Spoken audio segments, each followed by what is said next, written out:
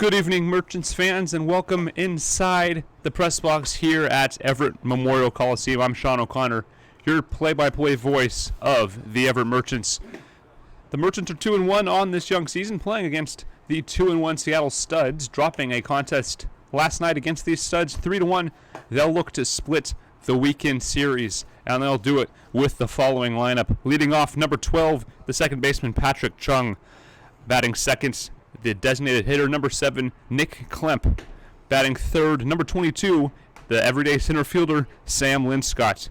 Batting cleanup, number 37, right fielder, Jackson Swim. Batting fifth, number 15, Max Witt over at first base. Batting sixth, the catcher, Diego Altamirano. Batting seventh, number 20, Nick Anderson. Batting eighth, Mickey Coyne. And batting ninth, Riley Parker. The Studs will start it off with Gavin Grant. On the mound for your Everett Merchants, is pitcher Kobe Blunt, the right-hander out of Washington State University. Fastest pitcher on the team that we've seen so far, hit 90 miles an hour in a relief appearance on Sunday against the Wallbangers. Here's the first pitch, and we are underway with a high ball. Kobe Blunt had a nice outing in his first appearance of the year as his second pitch is squared up, but an easy play is made by right fielder Jackson Swim for the first out of the inning. As I mentioned, Cody Blunt, one relief appearance on the year. It was in the ninth inning of Sunday's game against the Seattle Wallbangers, a 7-2 win. He struck out the side, allowed one hit and no runs. Here's the first pitch to Kyle Strash, and it's high for a ball. Strash batting .400 on the year and playing second base for the Studs tonight. Here's the 1-0 pitch. That one finds the zone and evens the count. Kobe Blunt had some issues with his control, still working on his breaking ball command, but has some nice high-end speed, touching 90 on Sunday. The 1-1 pitch is fouled off down the left field line, and the count goes to 0-1 or to 1-2.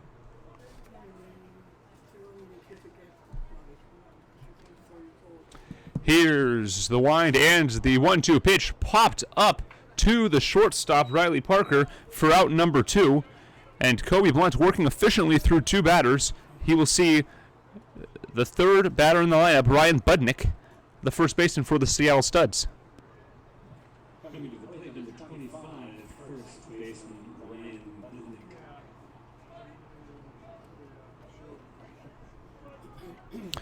Brian Budnick hitting .250 on the season.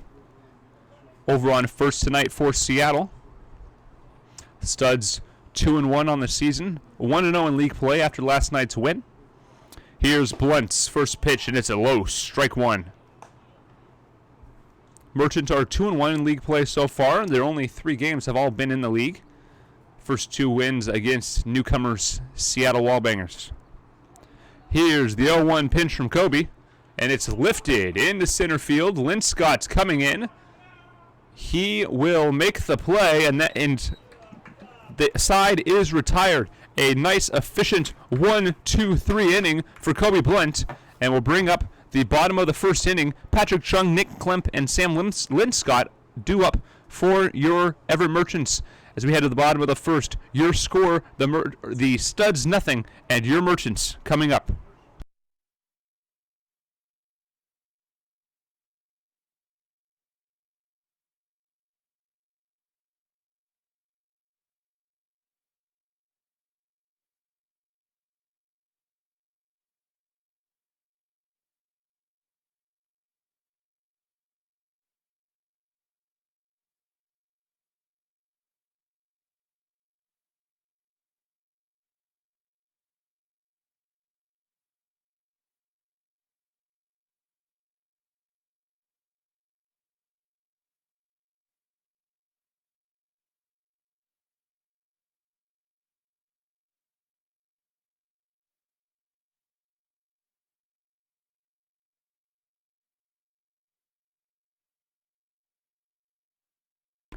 Welcome back to Everett Memorial Coliseum.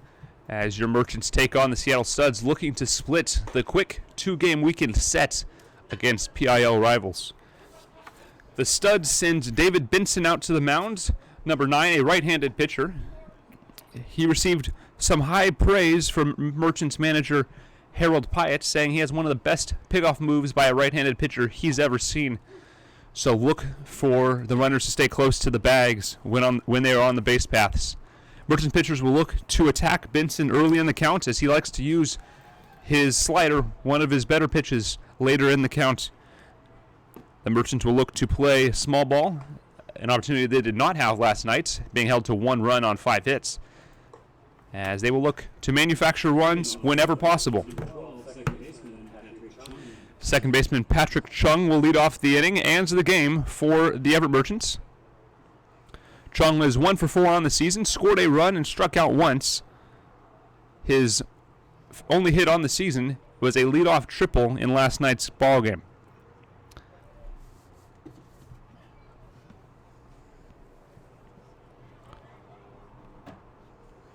Here's the line, and the first pitch to Chung is a strike on the outside corner for.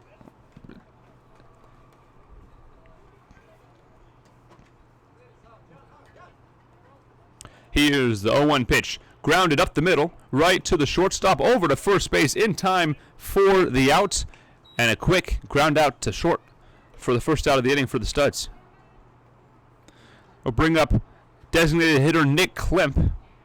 Nick Klemp, one of the catchers on this roster for the Merchants. Klemp batting .333 on the season, 3 hits, 2 of them are doubles. A good power season so far for Klemp. He'll look to keep that going here against a fastball slider pitcher in David Benson. Here's the first pitch, chopped up over the pitcher. It's going to be a tough play for the second baseman. The throw is not in time. It pulled him off the bag, and that's an infield single for Nick Klemp. Klemp gets on board for his 4th hit of the season. He'll bring up Sam Linscott.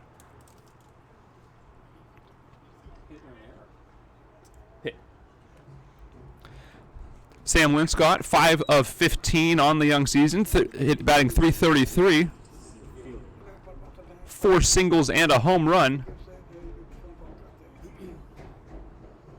Here's the first pitch, down low for ball 1. Sam Linscott has the only home run on the season for the Merchants, a shot to right center field in Sunday's contest against the Seattle Wallbangers, a 7-2 victory. Klemp staying close to the bag. Here's the 1-0 pitch, down low for ball 2. Linscott having a great season, playing every inning out in center field.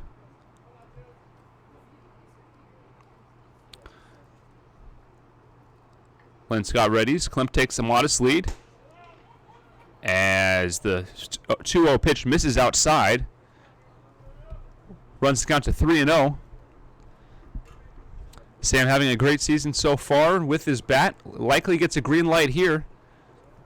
See a 3-0 pitch. Here it is. Swing on and miss for strike 1. Bringing the count to 3-1. Klemp taking a very modest lead, and the secondary lead is quite modest as well, showing the respect that this ball club has for David Benson's pickoff move. Here's the 3-1 pitch. Swung on and lifted into left field. The fielder loses it for a moment, but makes the play as Klemp scurries back to first base for out number 2. It's left fielder Tony Hendrickson to make the play there. It'll bring up Jackson Swim. Swim, 3 for 7 on the young season with a triple. Batting .428. Here's the pitch, and it's outside for ball 1. Benson having some issues with his control early, but has been able to get outs and stay out of trouble so far. Klemp takes the lead. There's that patented pickoff move, not in time. Klemp dives back to the bag in time.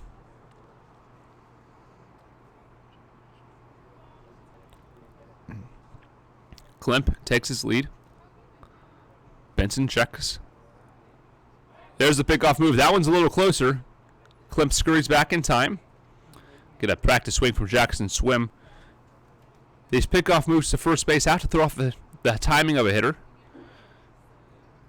You got to do everything you can to keep your timing sharp so that when you finally do get a pitch, you can turn on it. Here's the 1-0 pitch way inside for ball 2. 2-0.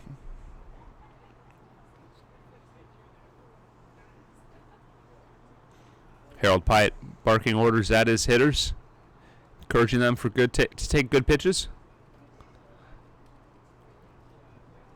Modest lead from Kemp. Here's the 2-0 pitch.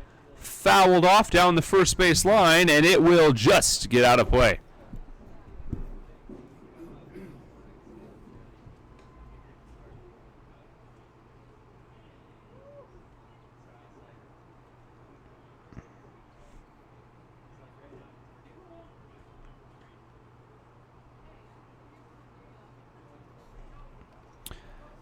So 2-1 to Klimp. To Swim. Klimp takes his lead. Here's the 2-1 pitch, and it's in there for a strike.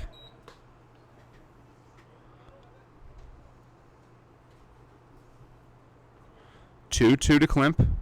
Yet to walk on the season. 2-2 to Swim. Klimp takes his lead. 2-2 to Swim is popped up. Out goes Gavin Grant, and he will make the catch to retire the side. The Merchants go down with a single base hit, and they leave a runner on. We'll head to the top of the second inning. No score here in the ballgame.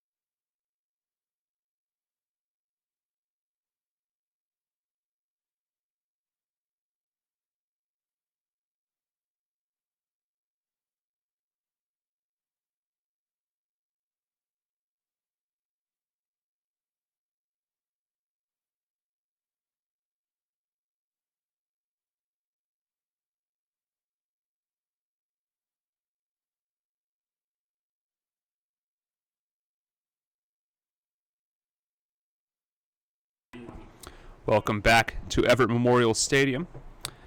Your Merchants go down quietly in the top of the second inning, or bottom of the first inning rather, as we enter the top of the second inning. The first pitch to Brennan Hancock is fouled away. Brennan Hancock, the designated hitter for the Seattle Studs tonight, batting .285 on the season. Kobe Blunt's 0-1 pitch is just up high for a ball. Blunt working a very efficient first inning, forcing 3 flyouts on only 8 pitches. Here's the 1-1 pitch, just outside for ball 1, or for ball 2 rather.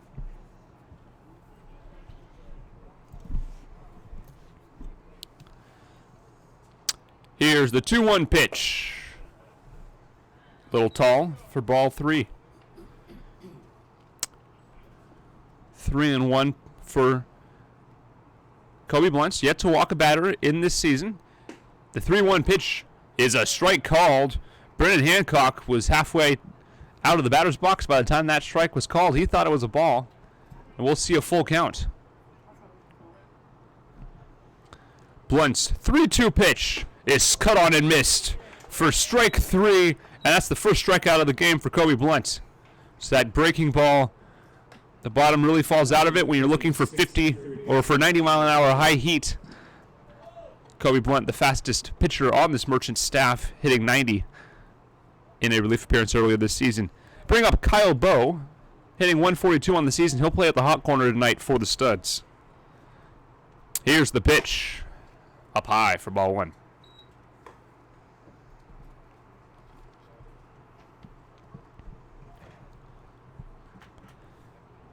The 1-0 in there for a called strike. Kobe Blunt recorded 7 outs so far this season, 4 of them via the K. The 1-1 outside for ball 2.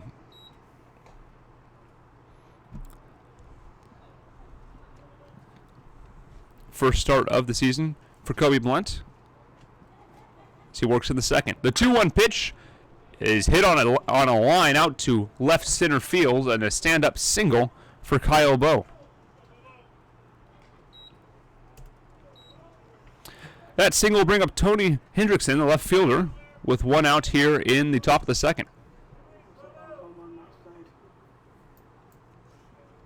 Hendrickson batting .250 on the young season.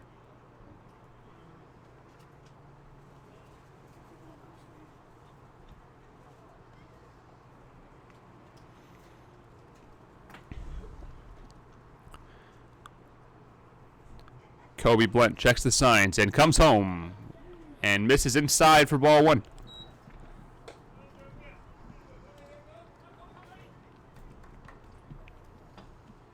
Pickoff move to first base, not in time. A snap throw over by Kobe Blunt. But Bowe back in plenty of time. Here's the 1-0. Little low for ball 2.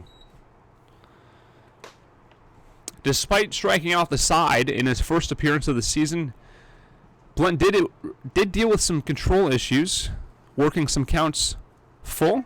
And a quick pickoff move. That one was nearly in time. Kyle Bowe straying off the bag a decent ways. Blunt's got a good move to first. Here's the 2-0. Grounded to second. This could be 2. Over to Parker. Over to first.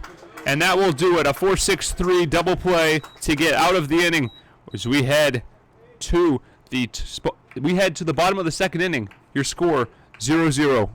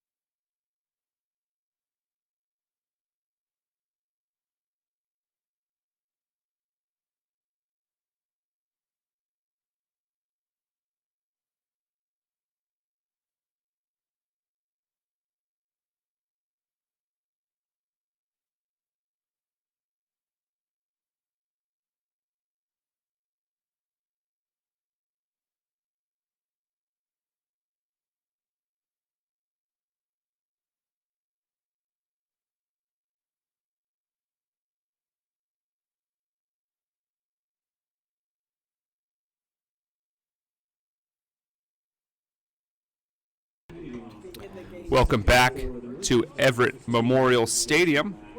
Max Witt will lead off the bottom of the second. We play with no score against the Seattle Studs. Max Witt over on the hot corner tonight for the Merchants. He's having a rough start to the season, 1 for 7. He has walked twice, batting 143 on the year. Here's the first pitch, and it's called strike on the outside corner.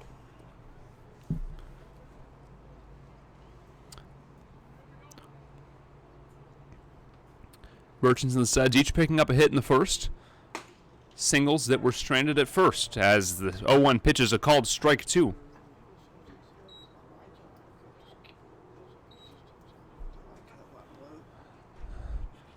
Max Witt looking to get his bat a little hotter.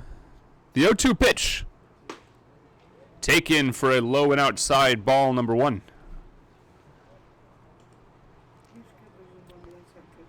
Witt is struggling to get on base this season. It is a young season so far, hoping to heat up here. The 1-2 pitch taken in the dirt for ball 2. A nice block there by Brady Hinkle. No one on base, but still good practice to keep those balls in front of you. Diego Altamirano waiting on deck. The 2-2 pitch grounded off the mound into center field for a stand-up single. Max Witt gets on the board for the Merchants. The man on first, Diego Altamirano, will climb in to the left-handed batter's box. Altamirano 1 for 5 on the young season. He has walked. Started 2 games, but was pulled after the 5th inning of each game.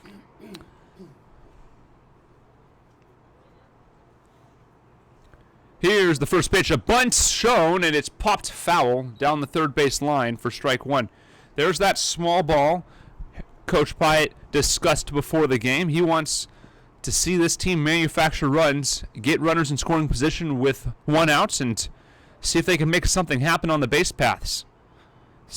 Stealing bases against Benson's a hard ask, but nice to see. It would be nice to see a couple sacrifices here. The 0-1 pitch is swung on, line straight to the second shortstop, and the throw gets away. That will be an E3 as the runner advances on the throwing error.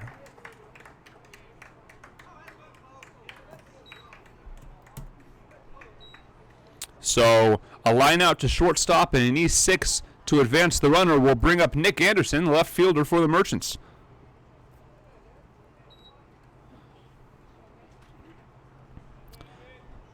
Anderson, batting 1 for 6 this season, has reached on 4 free passes, on base percentage of .500.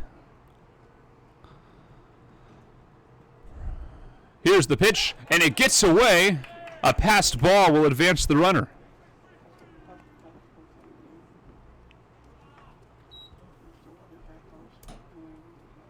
Runner on third with 1 out. Nick Anderson can advance, can score, can play an RBI here. He has 1 on the season, looking to make it 2. A long fly ball would do it. Slight breeze blowing out to left center tonight. It's been swirling. Here's the 0-1, or the 1-0 is a called strike. Merchants look to take the early lead with a runner on third base. David Benson looking to escape here. Here's the 1-1. Swung on and just fouled, nearly hitting Max Witt, who stands at third base. Takes a second to get up, shaking it off as he's nearly out on an unfortunate line drive, but gets out of the way. We'll see a 1-2 pitch.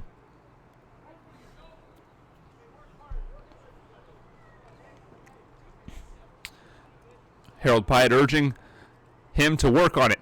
The 1-2 pitch gets away, but is a strike called. Drop strike 3, throw to first in time to record the out. A 2-3 put out on a dropped strike, and Mickey Cohn will look to score the run with 2 outs here in the bottom of the second inning.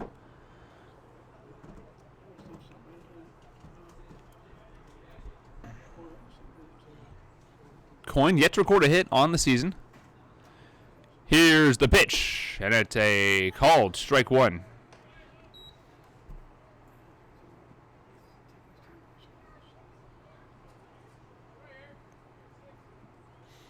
Coyne looking to pick up his first RBI on the year. The 0-1 pitch is swung on and fouled over the left foul line stands.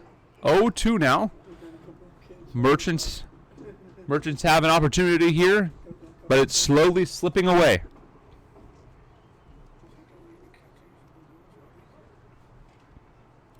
Here's the windup. And the 0-2 pitch is side. Good block there by the catcher, Brady Hinkle, to keep the runner, Max Witt, at third base. 1-2 the counts now. Runner on third base in a scoreless ball game. 2 outs here in the bottom of the second. Here's the stretch, and the 1-2 pitch is a chopper to the second baseman. Going to be a tough play, but he makes it, and that will retire the side. The Merchants get a hit and advance the runner on an error, but he is stranded at third base as we head to the top of the third inning. No score here in this matchup between the Studs and the Merchants.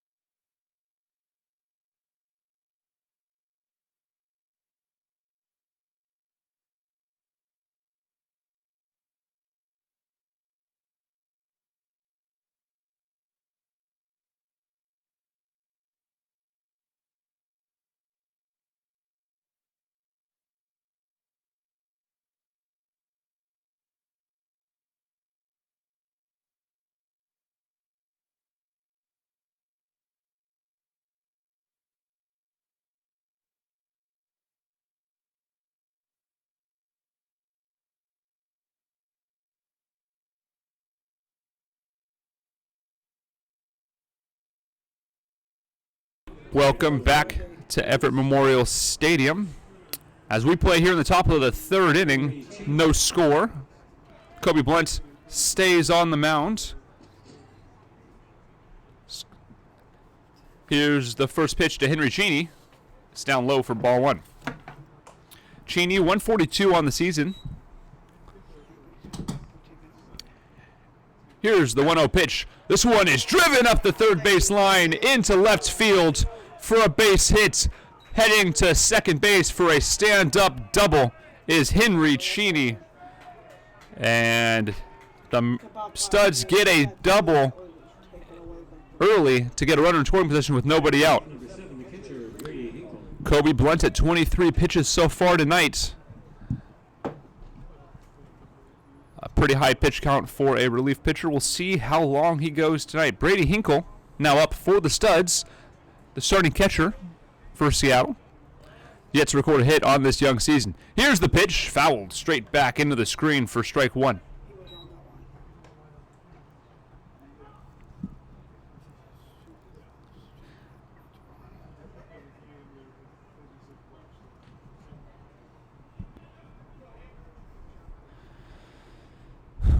Kobe Blunt checks the signs, checks the runner,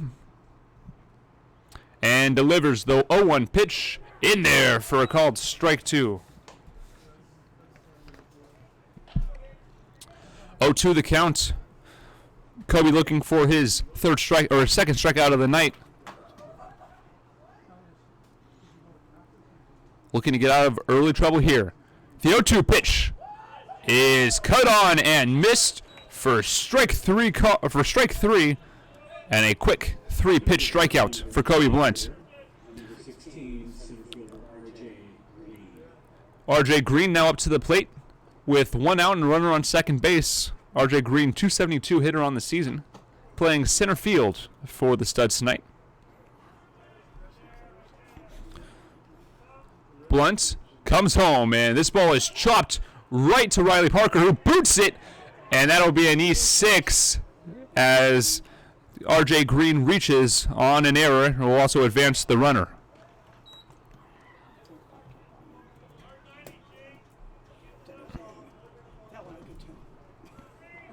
They'll bring up Gavin Grant. Gavin Grant 0 for 1 tonight, flew out to right field, batting 153 on the year.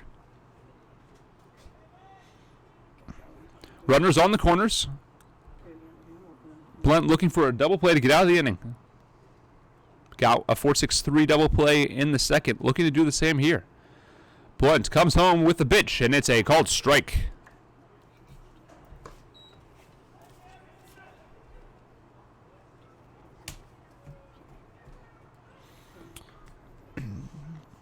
Pickoff move to first base, nothing doing, as R.J. Green shuffles back in plenty of time.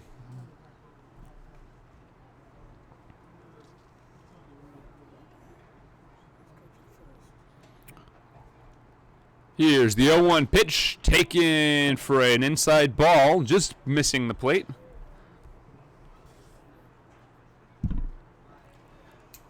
Catcher Altamirano holding that frame, trying to get that strike called, nothing, but couldn't quite get it.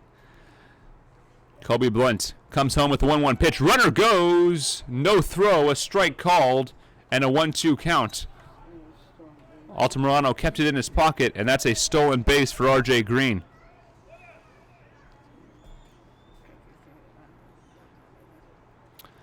One-two count. Here's the pitch, and it's down low for ball 2.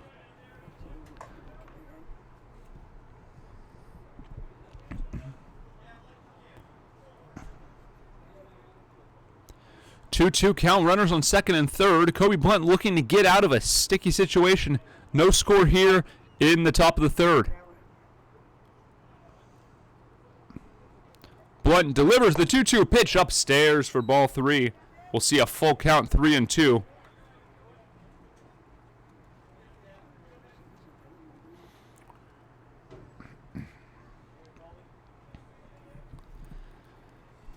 Full count, runners on second and third with 1 out, no score here in the top of the third. Blunt winds and delivers. The 3-2 pitch lifted into right field. The runners tag. Here's the catch. Here's the throw to the plate. It is up the line, not in time. A sacrifice fly. Both runners will advance.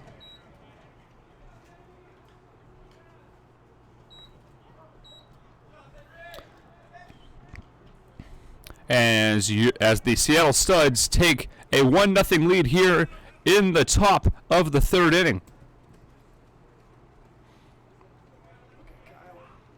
Brings up Kyle Strash, 0 for 1 tonight, lined out, or popped out rather, to the shortstop as this pitch is outside for ball 1. 1 out here, runner still on third base as R.J. Green advanced on the sac fly as well.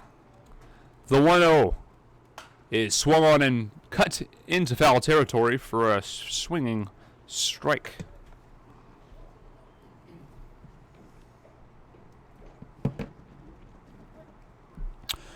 Count goes to 1-1 off the foul. Here's the 1-1. Up high for ball 2. Blunt running into some trouble here in the third rather. 1 run across on 3 hits and an error committed by the home team. The 2-1 count. Here's the pitch, and it is a high ball. Kobe Blunt in danger of putting another runner on.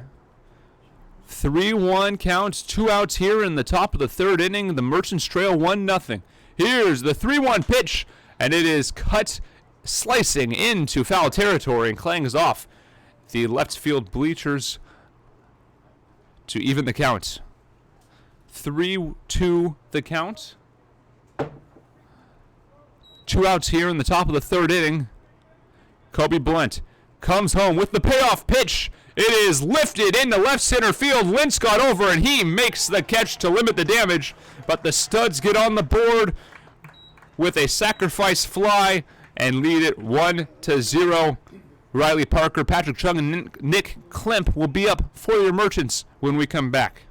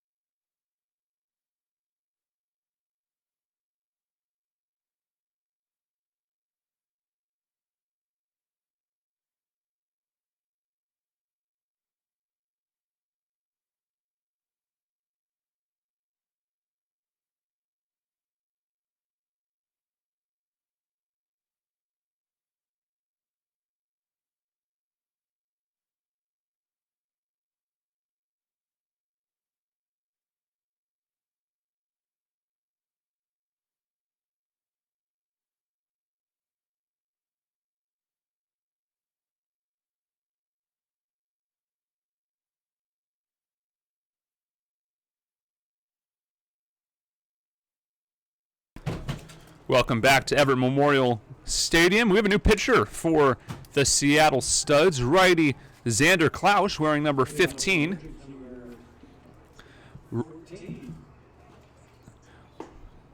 Riley Parker takes a called strike one. Riley Parker playing shortstop tonight, gets to record a hit on the young season. As the pitch is a ball on the outside corner. Klaus comes home with the 1-1 pitch. It's a called strike number 2. Klaus working quickly here. The Merchants successfully chasing starter David Benson after 2 innings, despite not scoring a run. An Ephus pitch up high for a ball. Riley Parker holding off. The bullpen egging him on to launch that one out. The 2-2 pitch is outside, and we'll see a full count.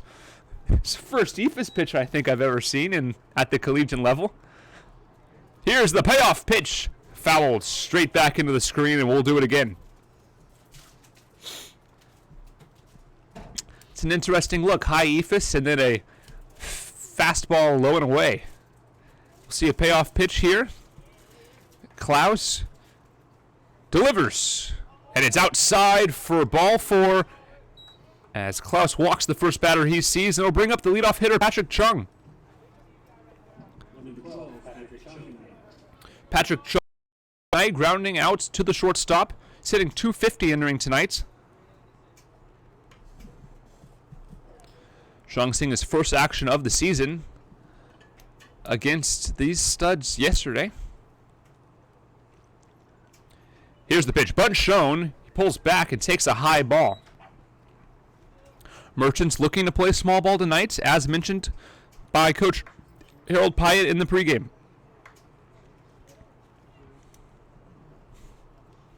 Patrick Chung scored the only run against these Studs last night. The 1-0 pitch, bunt shown once again, taken up high as Riley Parker getting a pretty sizable secondary lead on the pitch.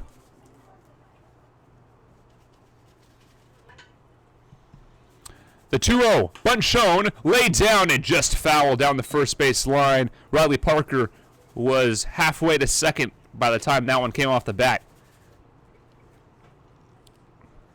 See a 1-2 pitch. Patrick Chung has shown bunt all the way on all 3 pitches. He will work a 2-1 count. Parker takes his lead.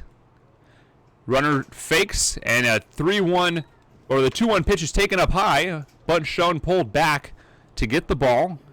We'll see a 3-1 count.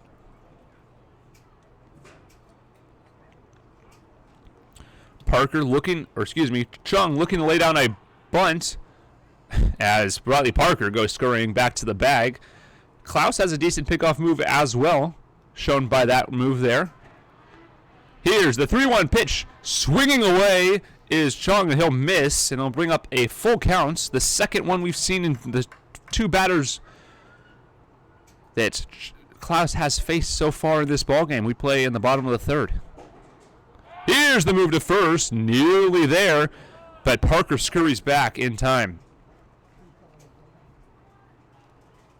Studs lead it 1-0 here in the bottom of the 3rd inning. Your Merchants have a runner on first. Here's the payoff pitch. Swung on, lifted into left field.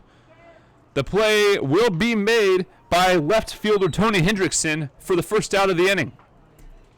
Riley Parker scurries back to first base in time. Bring up Nick Klemp. He's 1 for 1 tonight with a single in the first inning. He was stranded at first base. It'll be interesting to see if Klemp attempts a bunt here to try to advance the runner. Here's the pitch. It's outside for ball 1. Klaus having issues with his command in this one. Each count has gone full.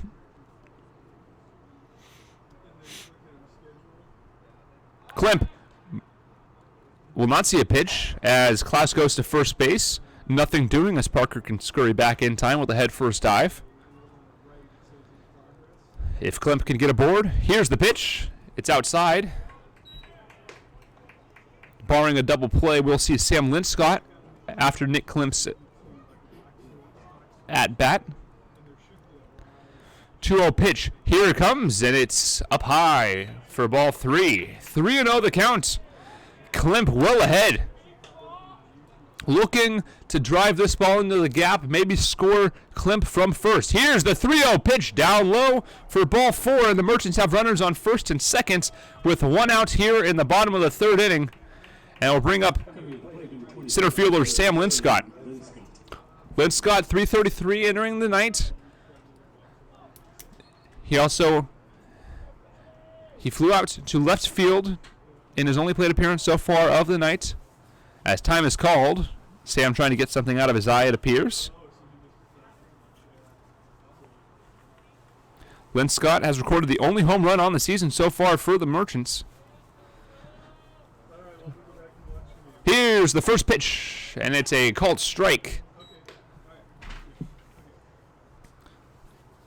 Linscott hitting that home run on Sunday's contest against the Wallbangers, depositing it over the right field wall as a ball is taken to even the count at 1-1.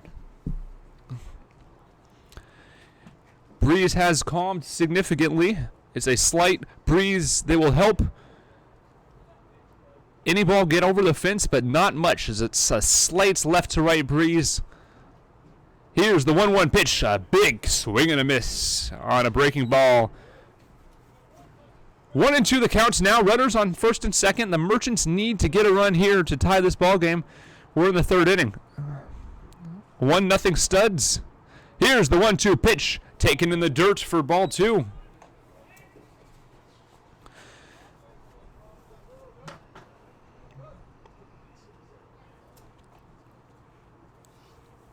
Here's the 2-2 pitch. Well outside, it gets away. A wild pitch will advance both runners and fill the count.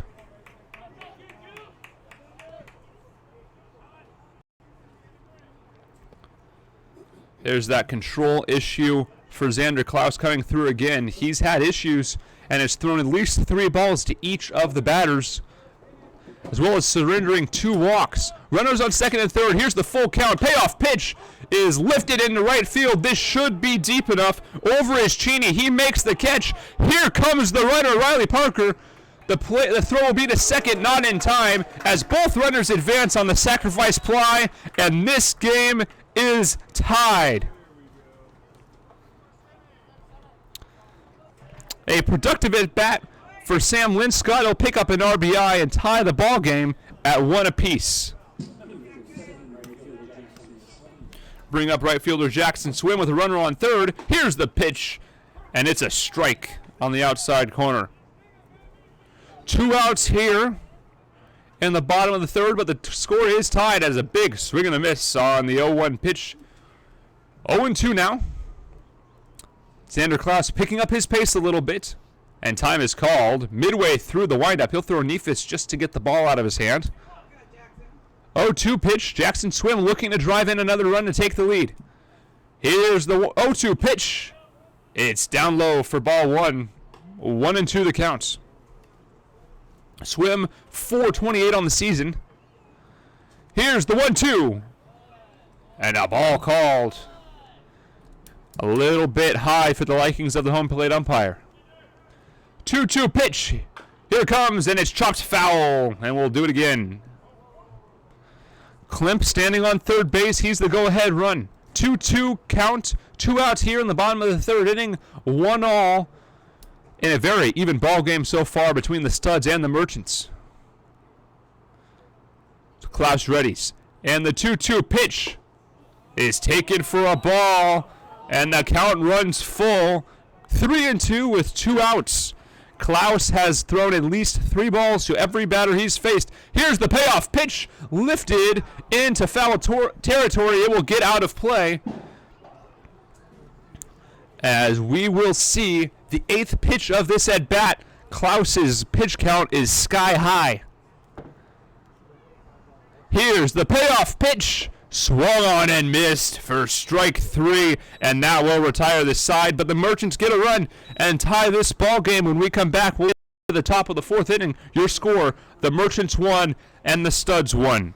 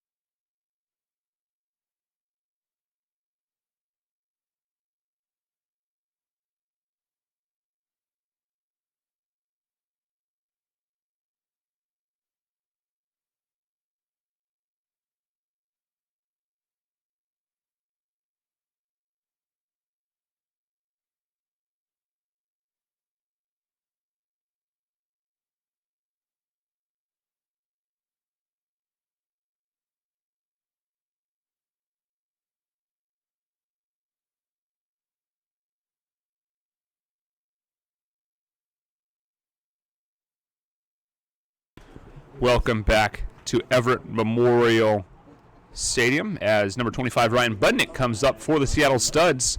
The Merchants tied the game in the bottom of the third with a sacrifice fly courtesy of Sam Linscott, as Kobe Blunt now pitching in a no-decision situation here in the top of the fourth.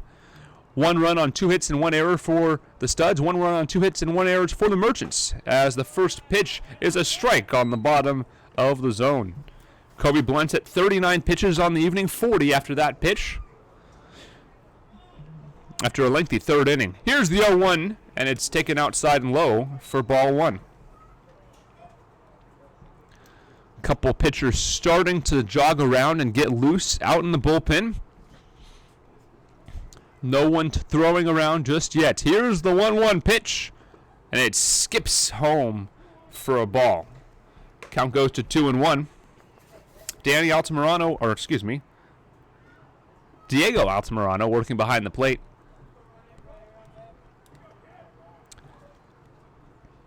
Budnick steps in. The 2-1 is swung on, grounded to Riley Parker at short, thrown across the diamond in time for the out. Mickey Coyne making the play, and there's 1 out in the inning.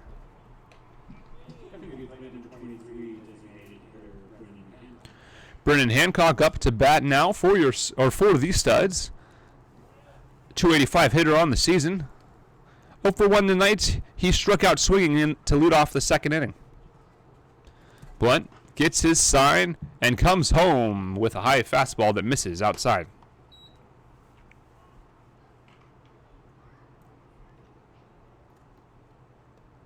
Here's the 1-0, fouled over the press box for strike number 1. Thought for a second that one might find its way into the press box, but escaped just over the top. Here's the pitch, and it's down low in the dirt for ball 2. 2-1 now. We apologize if there's any buffering. The stream has done pretty well so far, but there's always some issues when you're working with cellular data. Here's the 2-1 pitch, just misses, and we'll see a 3-1 pitch from Kobe Blunt. Blunt working on his 44th pitch, and this one's lifted well deep into right center field, and this one is off the netting and out for a home run as the Studs retake the lead on a solo shot by Brennan Hancock.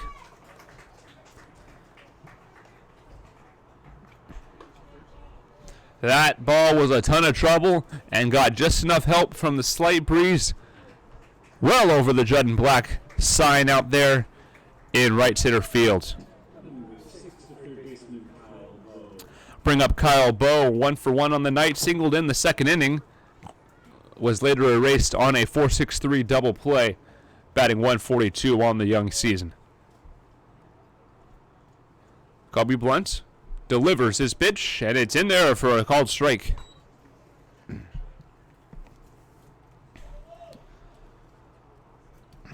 Bowe readies. Here's the 0-1 pitch, down low for a ball.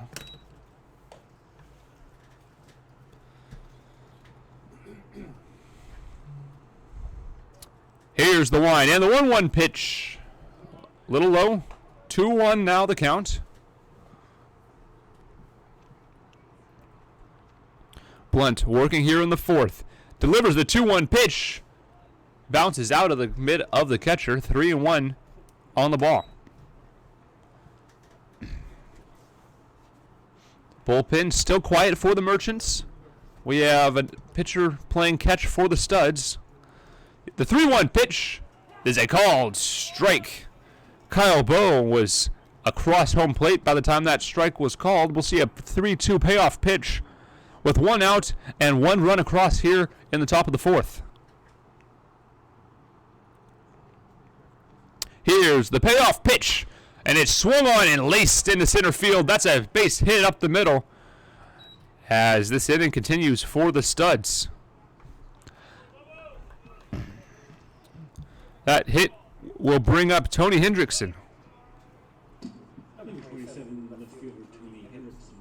Hendrickson, 250 on the season. 0 for 1 in night. He grounded into a 4-6-3 double play to end the second inning.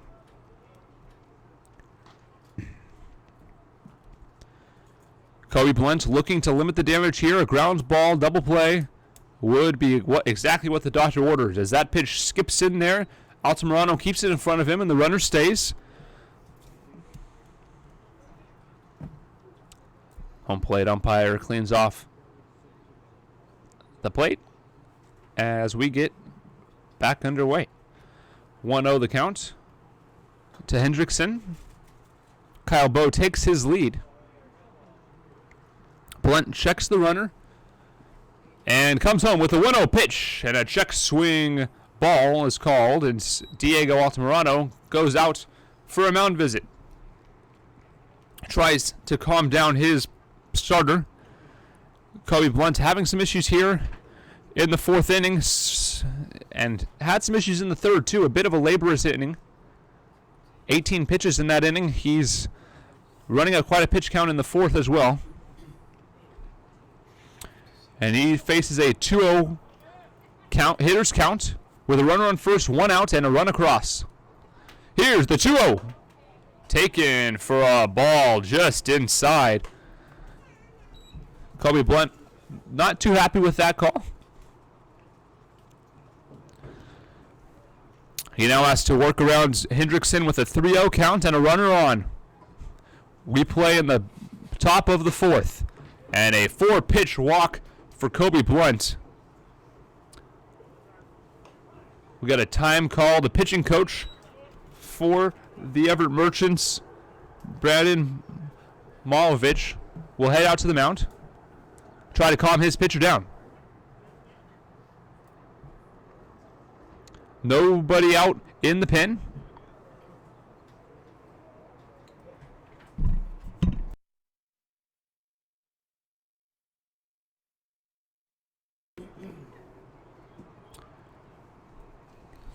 Mound visit is now complete. Number 3, Henry Cheney up to bat. 142 on the season. He doubled and scored in the third.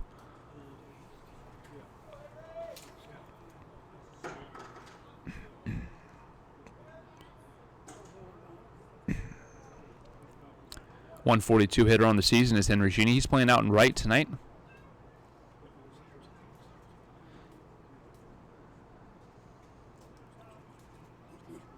Kobe Blunt comes home and misses up high for a ball.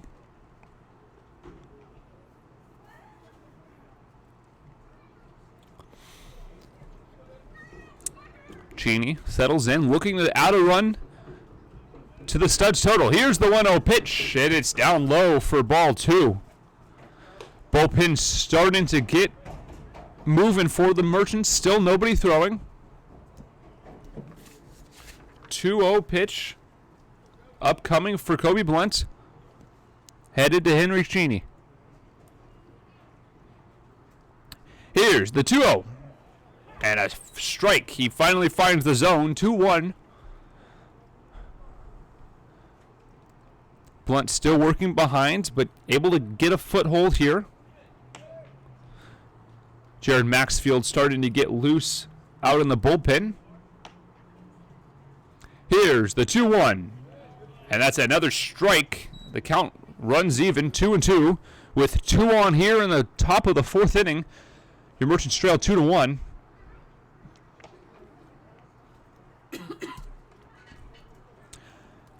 A solo home run by Brennan Hancock is the difference in this ballgame. Kobe Blunt checks the runners and delivers the 2-2 pitch. It's inside. The ball gets away, and the wild pitch will advance both runners as the throw is late.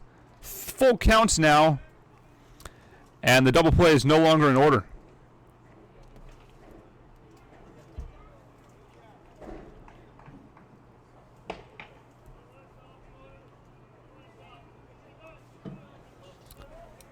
(3-2) the count. We'll see a payoff pitch with runners on second and third. 1 out here. The Suds. Here's the payoff pitch chopped towards the mound. Blunt will field it. Throw over to first is in time. A 1-3 put out. The runners hold, and that is a mighty big out number 2. Brady Hinkle, the catcher, is up to bat with runners on second and third. Yet to record a hit on this season. He's 0 for 1 tonight with a swinging strikeout last inning. Wind starting to pick up a little bit, blowing from left to right. Big spot for Kobe Blunt here. Runners on second and third, 2 outs in the top of the 4th. Here's the pitch, and a strike on the inside corner. 0-1 the count. Kobe Blunt has a chance to limit the damage here.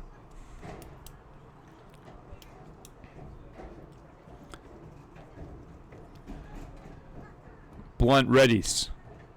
Takes a deep breath and delivers. The 0-1 pitch is outside for ball 1. Blunt running a mighty high pitch count. Likely be his last batter.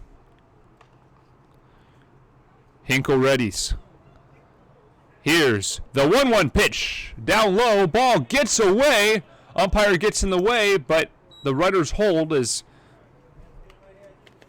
Altamirano is able to get a hold of that ball. 2-1 the count as a run nearly plated there on the pass ball. Nothing doing.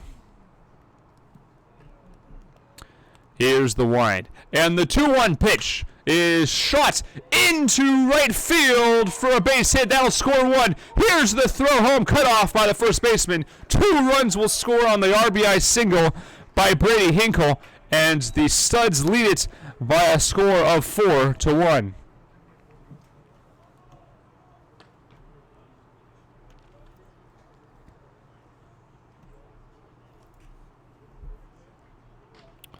That will bring up left-handed batter R.J. Green as Kobe Blunt stays in the ballgame.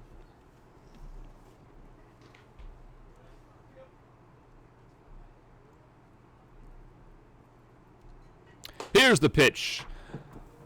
High and inside for ball 1. Kobe Blunt having a rough outing here. Started strong but fell apart a little bit in the 3rd. It's really coming apart here in the 4th. Here's the 1-0. Strike called. Late strike call. 1-1 the count. Blunt needs an out here to keep the Merchants within striking distance. Runner on first is Brady Hinkle, the catcher. Here's the 1-1 pitch. Taken for a ball. Up and away.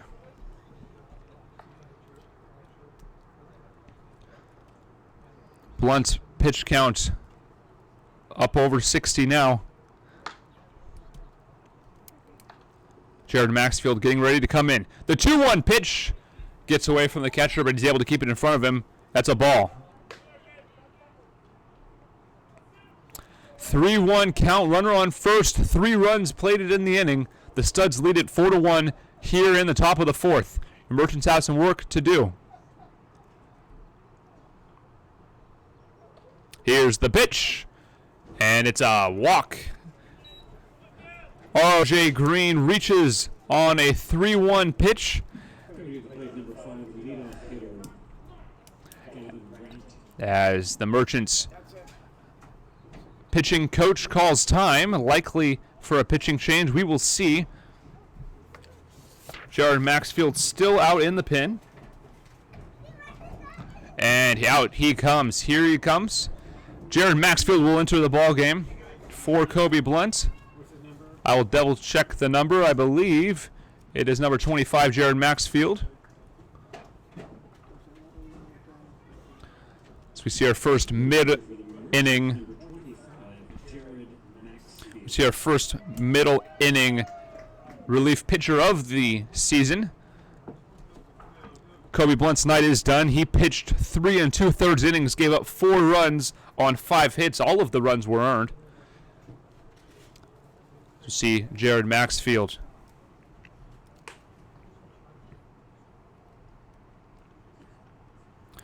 Maxfield pitched in one game this season. It was a start. He went 5 innings, gave up 1 run, was not earned, 4 hits, struck out 5, and walked 1 batter.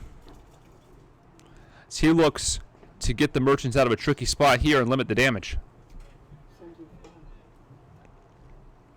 Disappointing start for Kobe Blunt. As he looked to make an impression here. Still some things to like as he pitched 2 very strong innings to start this ball game. Did not have the stamina to extend into the 3rd and the 4th innings, and it put the Merchants in a bad spot.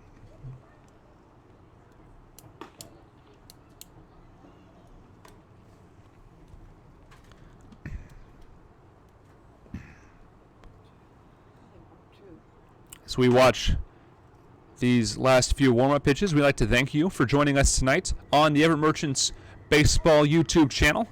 We'll have coverage of all home games, tournament games, and select road games. We'll unfortunately not be able to bring you Friday's game against the Highline Bears due to facility issues at the road stadium. We hope to bring you games on Saturday and Sunday. As always, watch our social media platforms for updates. Bring up leadoff hitter Gavin Grant 0 for 1 tonight. Had a sacrifice fly in the 3rd to drive in a run. Maxfield comes home with his first pitch of the afternoon, and it is a strike. On the outside corner, he jumps ahead 0-1.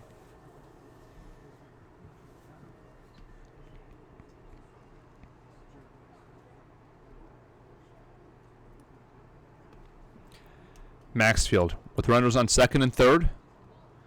Delivers.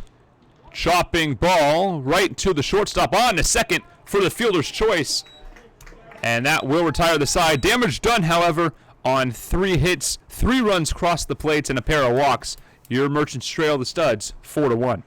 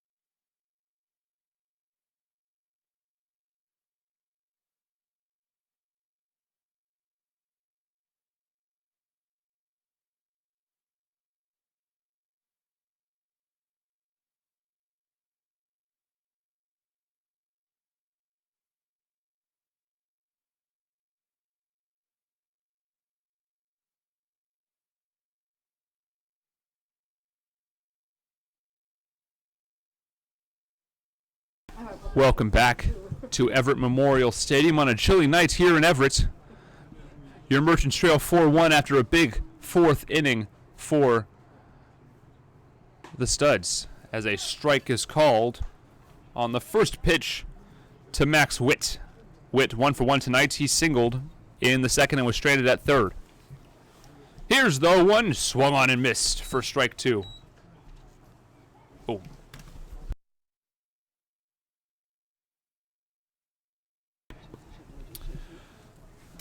Max Witt facing an 0-2 count. Xander Klaus still in the ballgame for the Studs. This ball is grounded into the hole. A nice play by the shortstop, and he throws it to first. Ryan Budnick stays on the bag to record the out. A tremendous play up the middle, and a great pick by first baseman Ryan Budnick to record the out. Altamirano is up. A tremendous play to keep a runner off the base paths for the Studs, or for the Merchants. Diego Altamirano steps in and takes a low ball. Altamirano 0 for 1. Lined out to the shortstop in the first inning. Here's the 1-0. Another ball down in the dirt. 2-0 coming up. Altamirano batting .200 on the season. Here's the 2-0 pitch. Swung on and struck right to the second baseman. Over to first in time. And nice, easy 4-3 put out for the Studs. We'll bring up left fielder Nick Anderson. 0 for 1 tonight on a swinging strikeout. Merchants looking to get some runs here. Make this game a little more manageable as they trail 4-1 in the bottom of the fourth. Here's the pitch. Fouled straight back off the screen for strike number 1.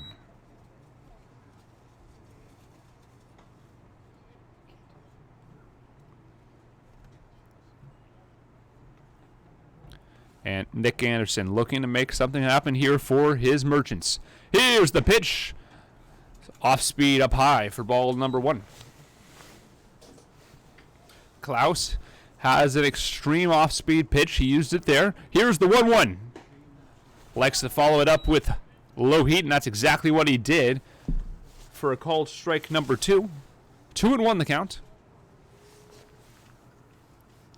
Here's the 1-2 pitch. Swung on, lifted into right center field. Over is the right fielder Henry Cheney in time to make the play, and the Merchants go in order. In the bottom of the fourth inning, we head to the top of the fifth. Your score, the Studs 4 and your Merchants 1.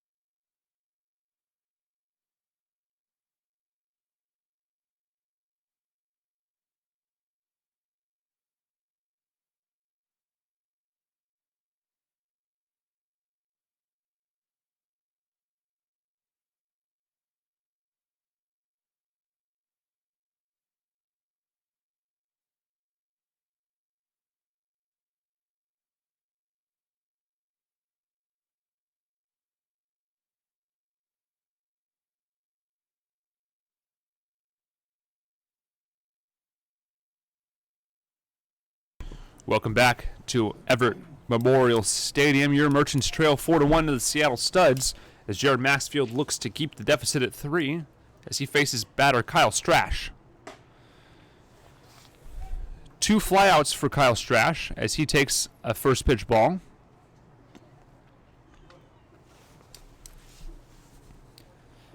Maxfield looking to limit the damage here. Ball 2 is called down low.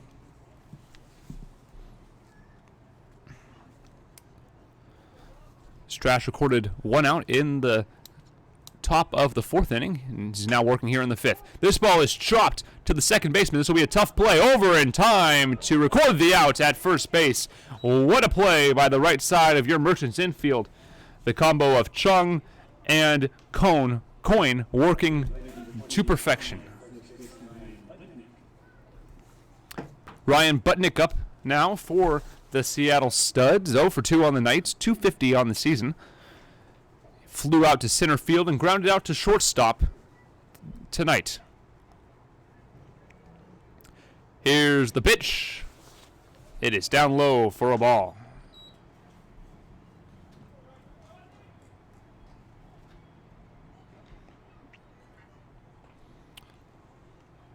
Budnick looks at the pitch, and it's a strike called on the bottom part of the zone. Maxfield working efficiently, recording 3 outs through 3 batters faced. Here's the pitch. It is a strike called on the inside corner as the count runs to 1-2.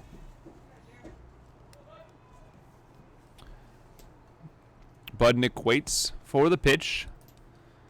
Maxfield looks in, gathers the signs from his catcher, Altamirano. He winds and delivers the 1-2 pitch. It's out and away for ball 2.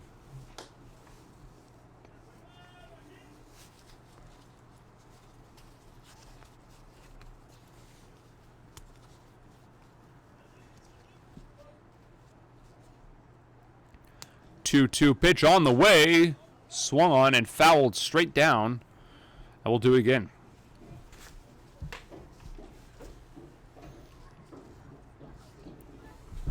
Maxfield inherited 2 base runners in the top of the 4th, was able to keep them from scoring as the deficit remains 3.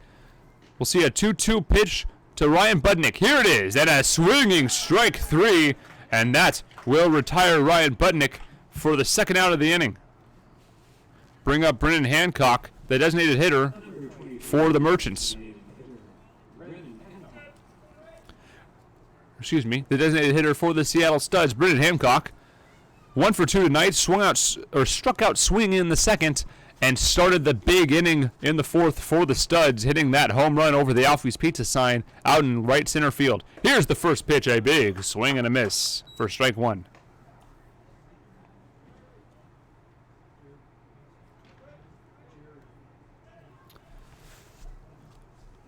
Hancock, 285 hitter on the season. The 0-1 pitch grounded right at the first baseman. He'll take it himself, a 3 unassisted ground out, and that will retire the side. The Studs go in order as we head to the bottom of the 5th inning. Your score: the Studs 4 and your Merchants 1.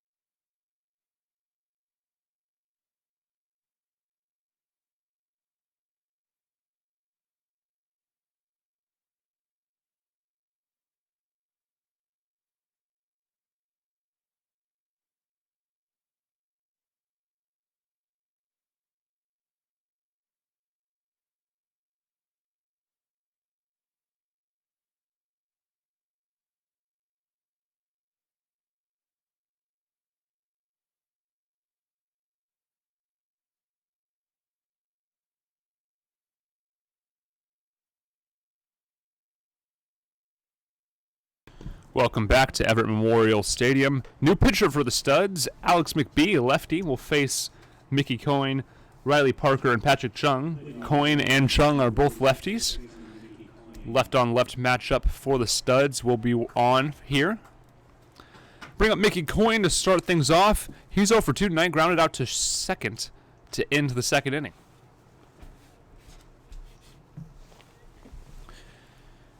Here's McBee's first pitch of the afternoon, and it is a called strike on the inside corner.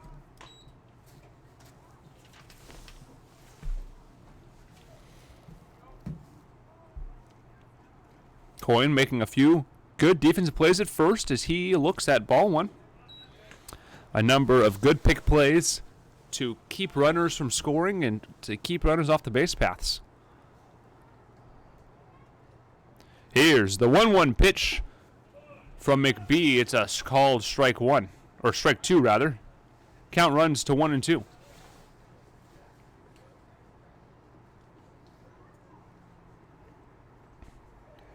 McBee readies. And the 1-2 pitch is cut on and missed for strike three, and that will retire Coyne for the first out of the inning.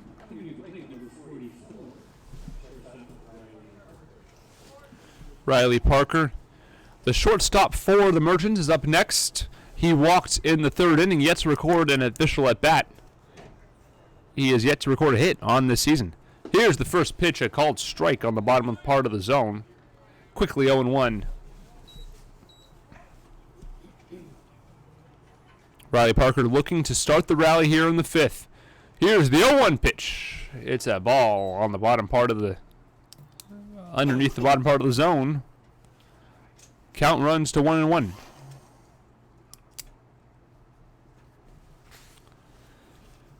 Here's the 1-1 pitch, cut and strike number two. Riley Parker swinging through that pitch. Alex McBee holds a nasty breaking ball in his arsenal. Able to use it quite well. Here's the 1-2 pitch, just got a piece of it, and we'll do it again.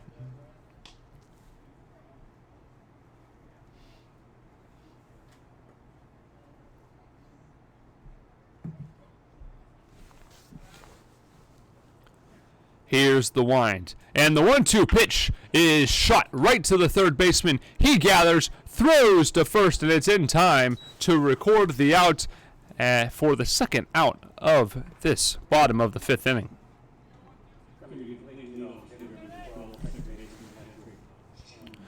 It'll bring up Patrick Chung, 250 hitter on the year so far in one game plus these 5 innings so far.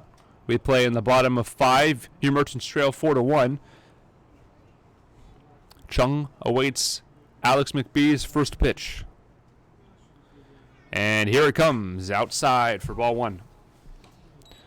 Chung is 0 for 2 on the night. He grounded out to short in the first and flew out to the left fielder in the third. Here's a well-hit baseball out to right center field, but the play is made by the right fielder to end the inning, and the Merchants go in order once again. 6 consecutive Merchants hitters go in order as we head to the top of the 6th inning. Your score, the Seattle Studs 4 and your Everett Merchants 1.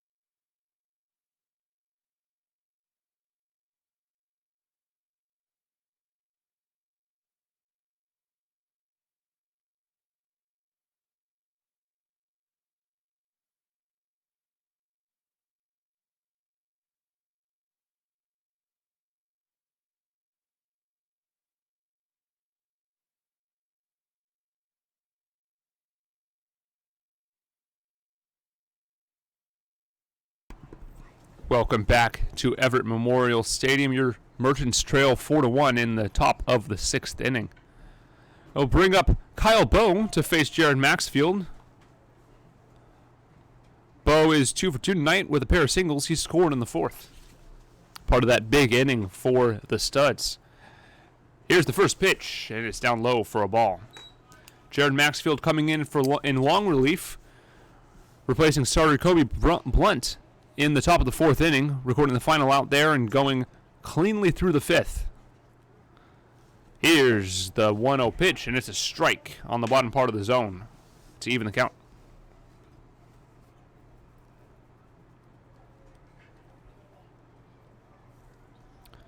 Maxfield readies, and the 1-1 pitch is cut on and missed. A big breaking ball.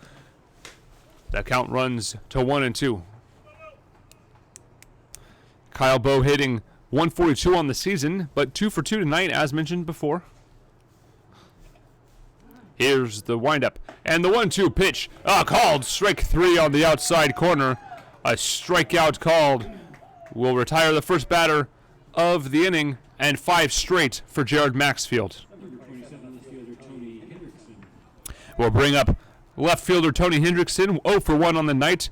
Grounded into a 4-6-3 double play in the 2nd and walked and scored in the 4th.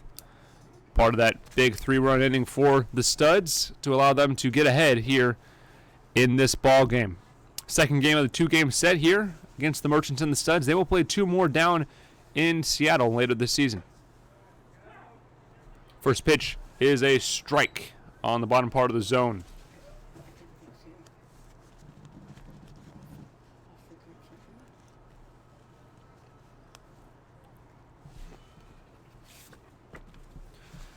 Maxfield readies and delivers the 0-1 pitch, and it misses for ball 1. I'd like to make a correction. All 4 games against the Studs are here in Everett. A doubleheader will be played on the 15th. The 1-1 pitch is taken for a ball, 2-1, and Maxfield falls behind in the count. Only the second time he's fallen behind in this ball game. Here's the wind, and the 2-1 pitch is away for a ball. 3-1 runs the count. Couple pitchers standing up in the bullpen for the Merchants. Nobody in the Studs bullpen. Tony Hendrickson looking to get on the base paths for the Studs, hoping to add an insurance run. Here's the wind, and the 3-2 pitch is swung on and missed for strike number 2.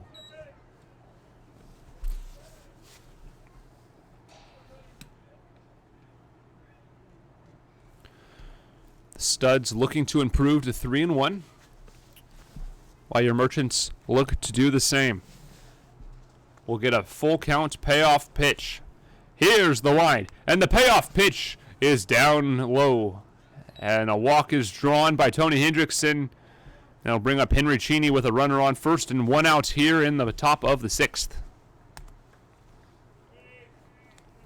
Cheney 1 for 2. A double in the 3rd and a ground out to the pitcher in the 4th. Maxfield looking for a double play to get out of this inning cleanly and turn this game back to his offense. Maxfield's pitch is up high for ball 1.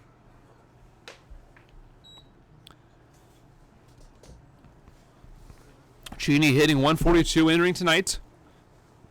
Little bump to his average on a 1 for 2 night so far. Here's the set. And the 1-0 pitch is a strike called on the outside corner as the count runs to 1-1.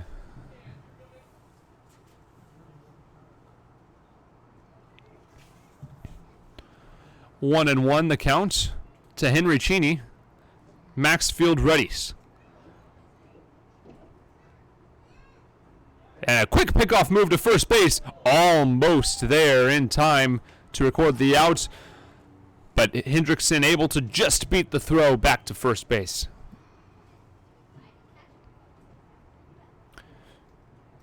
Cheney looking to advance the runner on first. He got there via a full count walk. Here's the pitch. And it's a strike call. The count runs to 1-2. Jared Maxfield back ahead.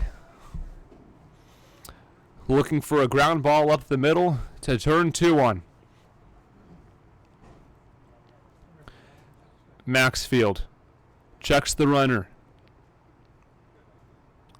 comes set. And the 1-2 pitch is down low in the dirt for ball 2. Count runs even.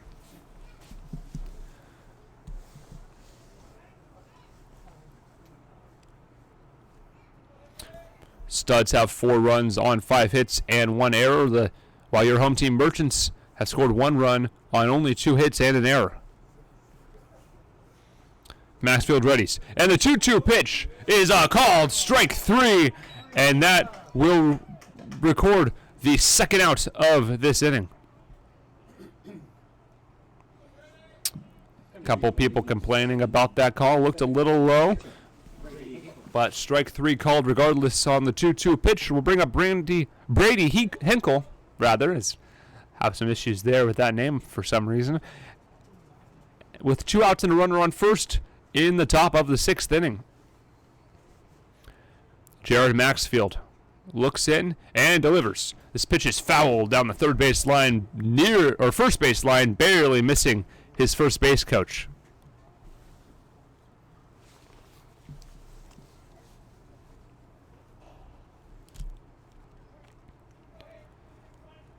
Brady Hinkle, 1 for 2 tonight, a single and a strikeout swinging.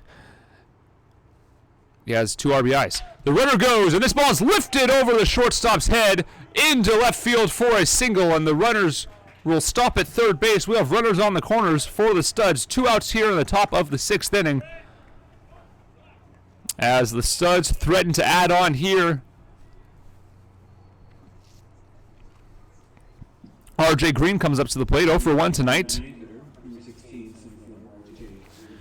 RJ Green reaching on an error. He stole a base and reached on a walk in the next inning.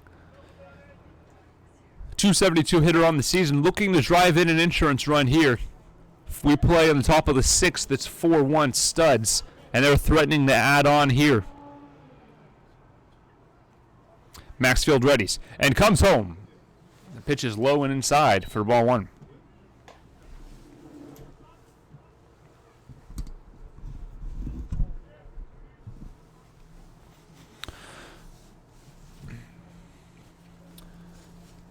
Maxfield checks the signs and comes home with a 1-0 pitch. It's outside. Runners bluffing down the lines. And we'll see a 2-0 count with 2 outs and runners on the corners here in the top of the 6th inning. The Studs lead at 4-1.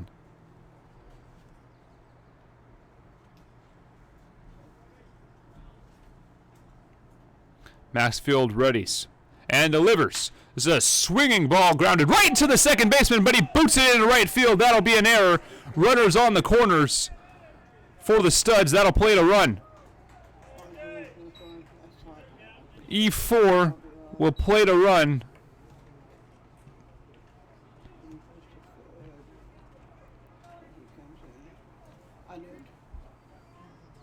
And no RBI, an unearned run there for the Studs.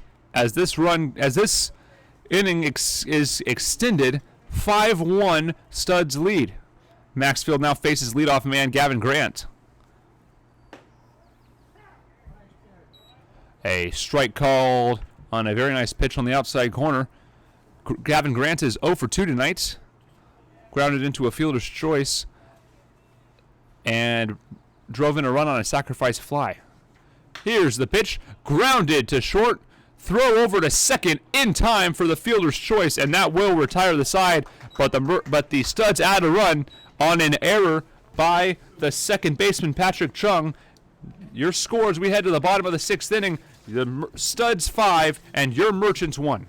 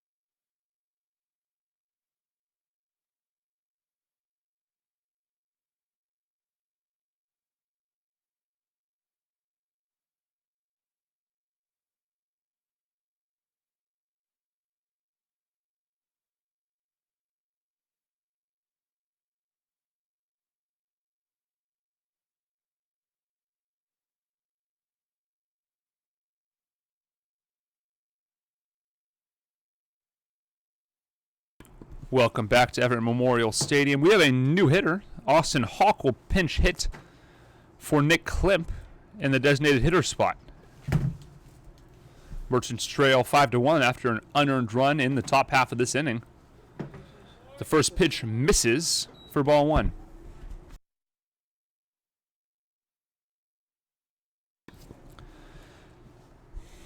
Alex McBee still on the bump for the Studs. He'll come home with a 1-0 pitch. Is cut on and missed. Austin Hawk batting .300 on the young season. He's 3 for 10. Also reached on 2 walks. Here's the 1-1 inside for ball one or for ball two. 2-1.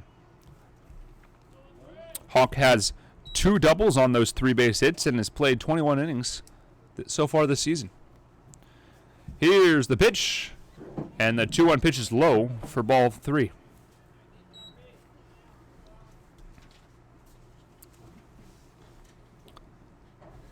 Hawk looking to start a rally. Merchants trail by 4. The 3-1 pitch is down low for ball 4, and that's what the doctor ordered. Base runners, when you trail,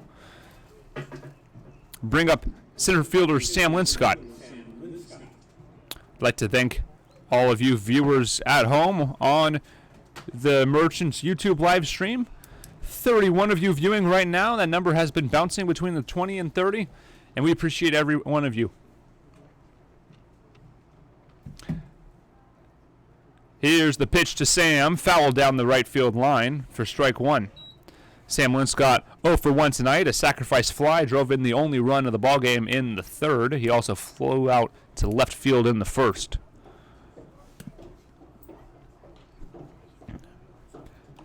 McBee checks the runner, winds, and comes home. The pitch is well outside and high for ball 1.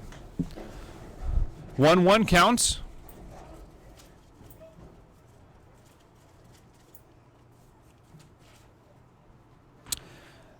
Linscott looks to continue his hot start. Here's the pitch. Sam fouls it off the first base line for strike 2.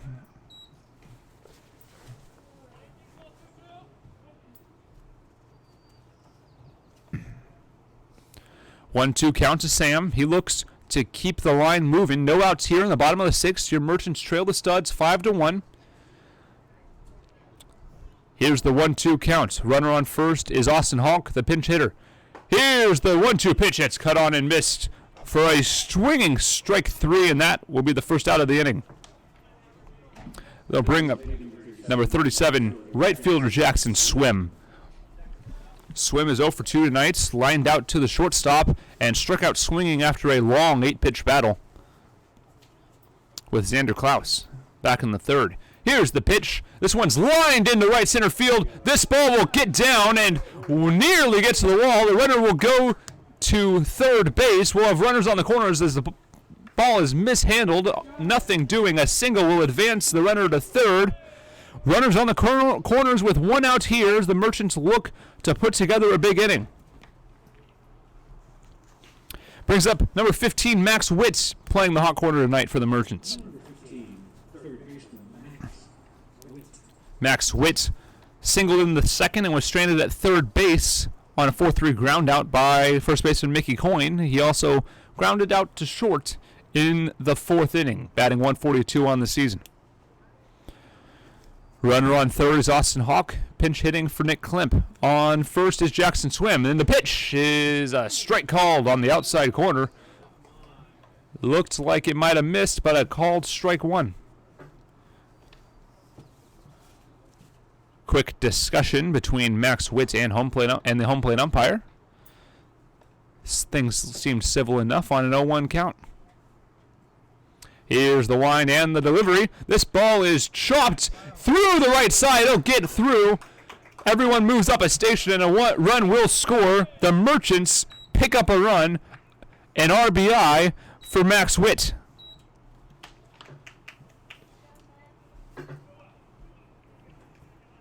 Your Merchants cut into the lead. It is now 5-2. We apologize for the error in the score. As I'm trying to keep official book as well, things can get a little complicated up here in the booth, and we apologize.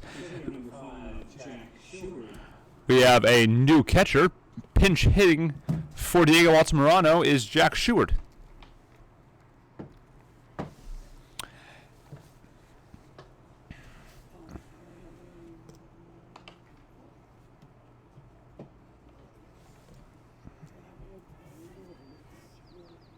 Runners on first and second with one out. First pitch to Jack Sheward is a called strike. Sheward off to an incredible start this season in limited work. Batting 2 for 3 on 4 plate appearances, walking once, scoring a run and driving in another, as he takes the 0-1 pitch for a ball. Merchants look for a big inning here. The tying run is at the plate in Jack Sheward. If he were to extend this inning, Nick Anderson up to bat next. Here's the 1-1 pitch inside for a ball. And Jack Sheward jumps ahead. Pinch hitting for Diego Altamirano.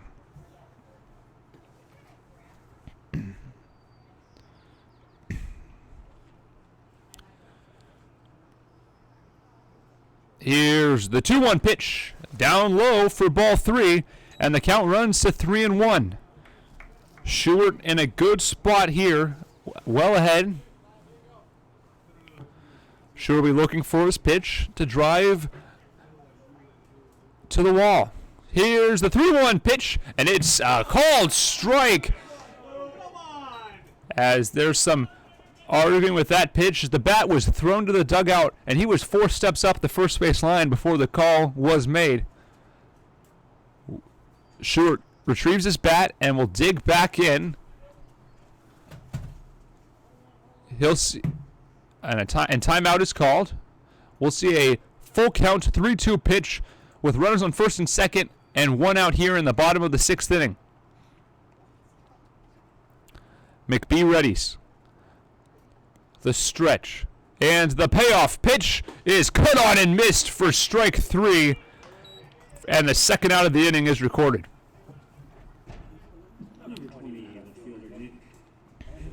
I'll bring up Nick Anderson. A controversial strikeout there by Jack Sheward. 2 outs in the inning. Runners on first and second. The Merchants look to add on more. They already added one on an Austin Hawk walk. He made his way around the bases to cross the plate. Here's the first pitch to Nick Anderson, and it's inside for a ball. Anderson is 0 for 2 tonight. Struck out swinging and flew out to the right fielder. He's batting 166 on the year, looking to heat up his bat. Here's this windup. And the 0-1 pitch is down low for ball 2. 2-0 the count. Anderson looking to drive in another run, get this game closer. We play in the bottom of the 6th inning, 5-2 Studs over Merchants. 2-0 the count with 2 outs. Here's the wind and the delivery inside for ball 3. 3-0. McBee having issues finding the strike zone. He's been able to get some help on that inside corner. Looking to do it again. McBee checks the runners. The 3-0 pitch is well inside, and the ball gets away. The catcher able to get there, and it would have mattered if it had gotten away much further, but he was able to corral it. A 4-pitch walk, and the bases are juiced with 2 outs here in the bottom of the 6th. And we have a pinch hitter for the Merchants looking to get the number here. That'll be number 16, a pinch hitter, Jake Tilley, pinch hitting for first baseman Mickey Coyne. Number 16, Jake Tilley. Jake Tilley batting .500 on the young season. He'll look to drive in some runs here and get the Merchants closer. We play in the bottom of the 6th.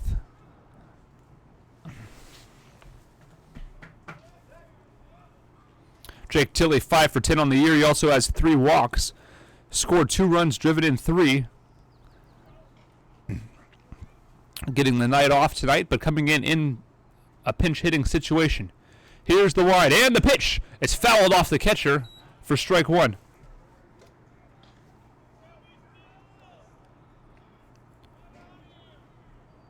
0-1 count to Jake Tilley. Here's the wind and the pitch. Outside for ball one. 1-1 the count. The Merchants looking to add on. They scored a run already in the inning to bring the lead down to 5-2 Studs.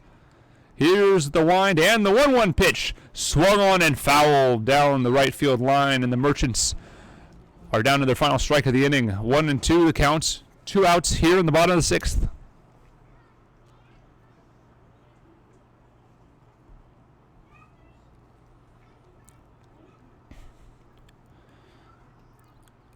Tilley digs in and readies. Here's the wind and the 1-2 pitch hits the batter, and it'll drive in a run. An RBI on a hit batsman will bring up Riley Parker. The Merchants pull within 2. Coming to the plate, number 9 here, number 44, shortstop, Riley Parker. 5-3 the score. 2 outs here. Bases still loaded for Riley Parker. Here's the wide and the pitch. Fouled straight back. The Merchants starting to find their bats here. This is the 8th man they've brought to the plate here in the bottom of the 6th.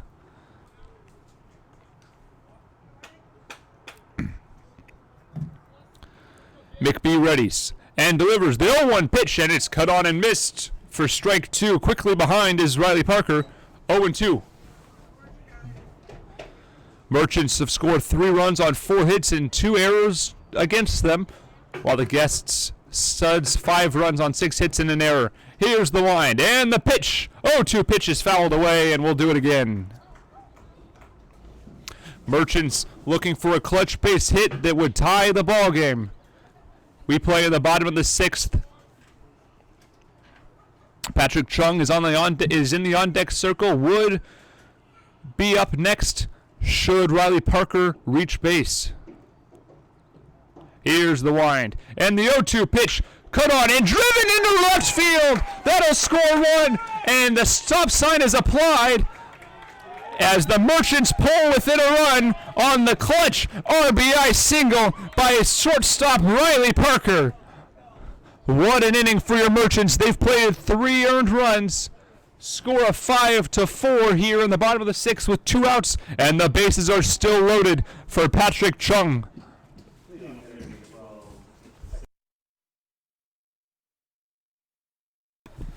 Patrick Chung is 0 for 3 tonight, but batting .250 on the season, working from the left side of the plate. Here's the first pitch of the at-bat. It's a strike in the top half of the zone, and the count is 0-1.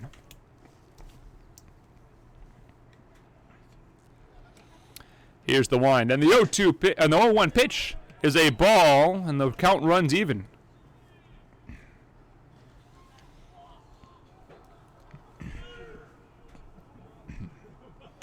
The 1-1 pitch, the wind and delivery. It's hit up the right side. It'll get through. Here comes run, and a stop sign applied late. This game is tied as the snap throw to third is not in time. An RBI single. Great work by the third base coach to keep the runner at third, and we are tied. What an inning by the Everett Merchants to tie this ball game at 5-all. Some clutch hitting. The line continues to move, and the Merchants have hit around. Austin Hulk will come to the plate. The 10th hitter of the at-bat, and we will have a relief pitcher for the Seattle Studs. We will see who he is. When we get the number, we will give it to you. He is facing us. We cannot see his number. What a remarkable inning for the Everett Merchants. 1, 2, 3, 4 hits, 3 free passes for the Studs. Or the Studs giving the Merchants 4 hits and 3 free passes. They played 4 runs in the inning, and we still are going bases juiced. And number 20, Mac Larson, is the relief pitcher. We will take a short break. We'll be back for the rest of the bottom of the 6th inning.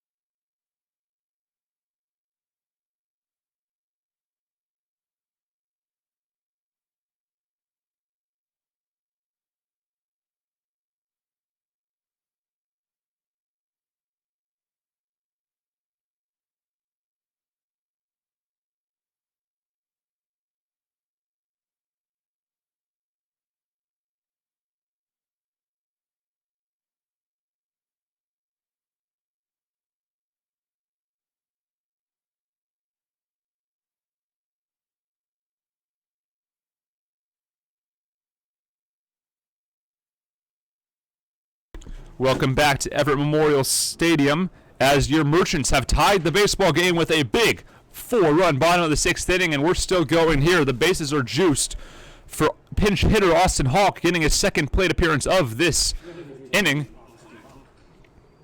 Second plate appearance as Mac Larson comes in relief. The righty out of Lyon College calls Tacoma, Washington, his home. As this hit is lined into right field and cut off by the shortstop, and a diving catch is made to end the inning. What a play to keep 2 runs off the board for the Merchants. But the Merchants do their job and tie the game, scoring 4 runs in the bottom of the inning. We are tied 5-all heading to the top of the 7th inning.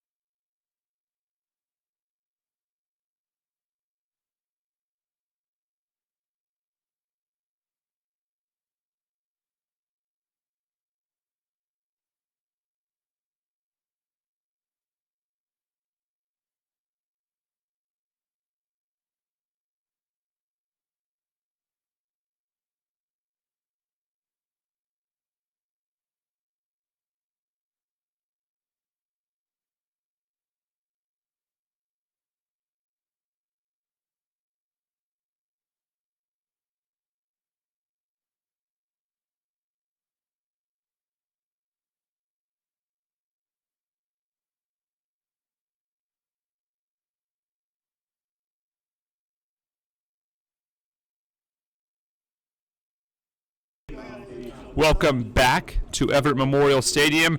Your Merchants score 4 in the bottom of the 6th inning to tie the game as we head to the top of the 7th. Kyle Strash is up to bat as Jared Maxfield stays on the bump for the Merchants as the Merchants look to keep this momentum going in the top of the 7th. Here's the pitch.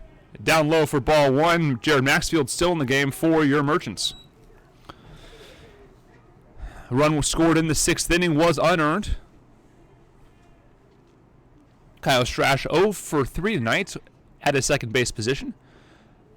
Thought about showing bunt, but pulled back quickly. 0-2.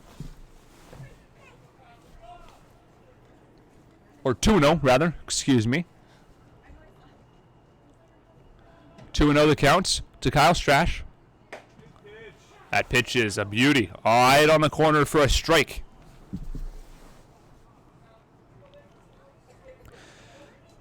Maxfield looking to keep this inning clean. Turn it back over to his offense, who's really humming right now. And a high ball. Just missing the top of the zone. We'll see a 3-1 pitch. Couple pitchers warming up in the Merchants bullpen. The 3-1 pitch is a called strike 2, and we'll see a full count. Among the pitchers warming up in the bullpen is right-handed pitcher Trevor Castle, number 41. Here's the payoff pitch, and it is swung on and lifted into center field. Over is Sam Linscott, and he will make the easy over-the-shoulder catch for out number 1. I'll bring up first baseman Ryan Budnick. Budnick is 0 for 3 tonight. Struck out swinging, grounded out to the shortstop, and flew out to center field in the first inning. We play top 7 tie game, 5-all between the Merchants and the Seattle Studs. First pitch is outside for ball 1. Outside of this zone is a little bit finicky tonight. Fairly narrow plate for the pitchers of both teams tonight. Here's the 1-0 pitch, and it bounces away from new catcher Jack Schubert for ball number 2.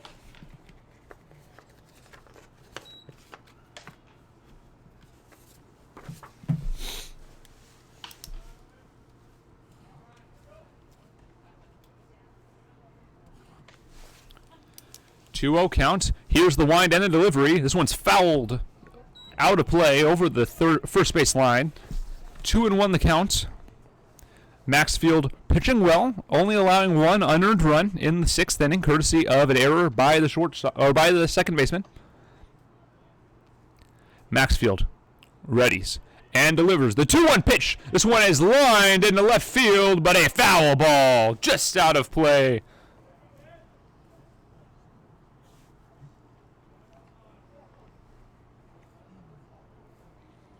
And we'll do it again. Everyone taking a minute.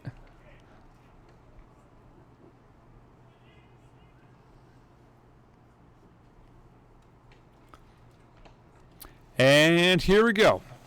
Batter climbs back into the batter's box. As he was really hustling there, thought he had himself a double. Instead, a foul ball.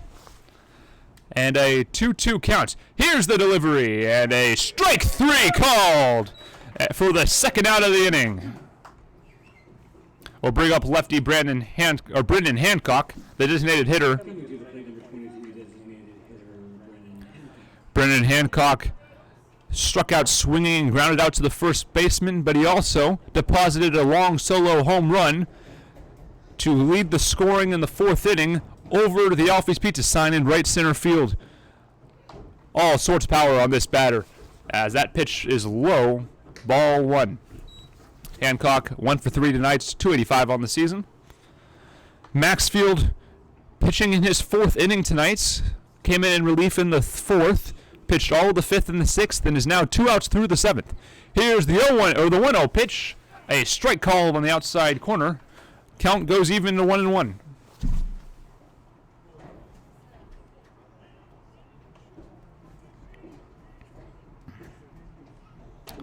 Here's the 1-1 pitch, grounded into the shift, right to the second baseman, over to first, and Tilling makes the play. A 1-2-3 inning by the Merchants as they look to keep the line moving and score some more runs here in the bottom of the 7th inning. Your score 5-5, Merchants and Studs.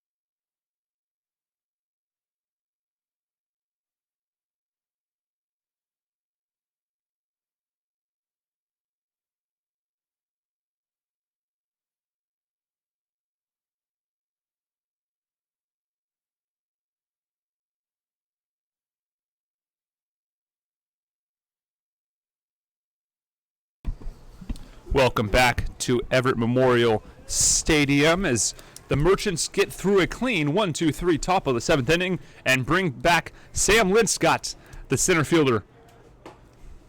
He'll look at strike 1. The Merchants with a big 4-run bottom of the 6th inning to tie the game. They look to take the lead here for the first time this game. The 0-1 pitch is taken up high for ball 1.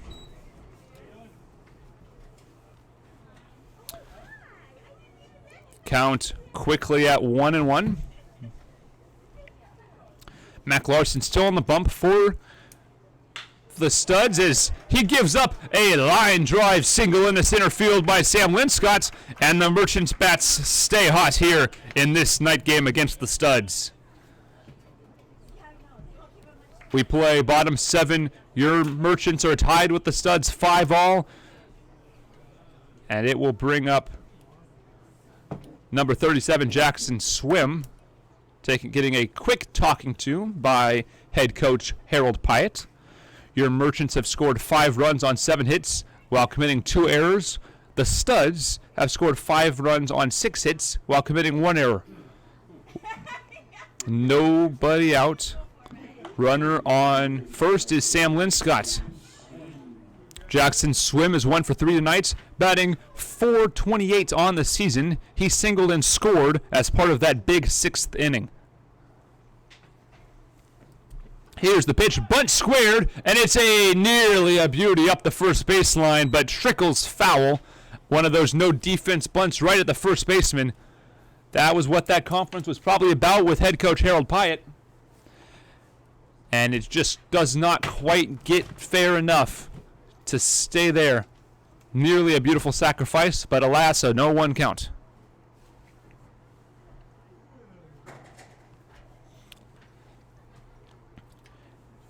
Here's the 0-1 pitch, fouled off the right field side, and the count quickly to 0-2. Mac Larson came in relief and retired a batter before turning it over here, getting into the 7th inning. Gave up a leadoff single, and now delivers the 0-2 pitch, which is fouled off. The pitch was inside and ends up over in the Merchants dugout. We'll do it again.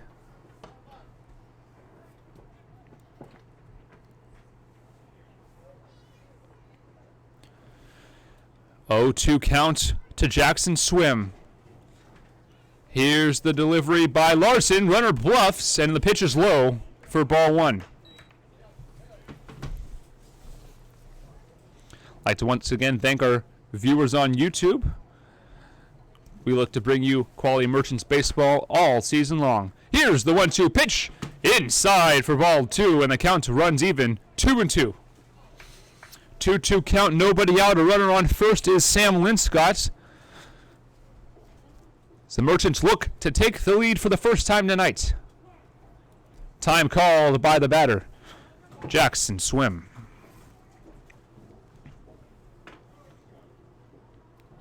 Swim, 2 runs scored and an RBI this season. Here's the pitch. It is down low to fill the count. And we'll see a full count payoff pitch here. 3 straight balls from reliever Mac Larson. 3-2 count, nobody out here in the bottom of the 7th. Sam Linscott standing on first. Here's the wind, and the payoff pitch is down low for ball 4, and the Merchants have a runner on first and second with nobody out, and it'll bring up Max Witt, the third baseman. He's 2 for 3 tonight with 2 singles. Your family. Oh, is that my family? Max Witt hitting 142 on the season, has scored a run in this game and was stranded at third in the 2nd inning.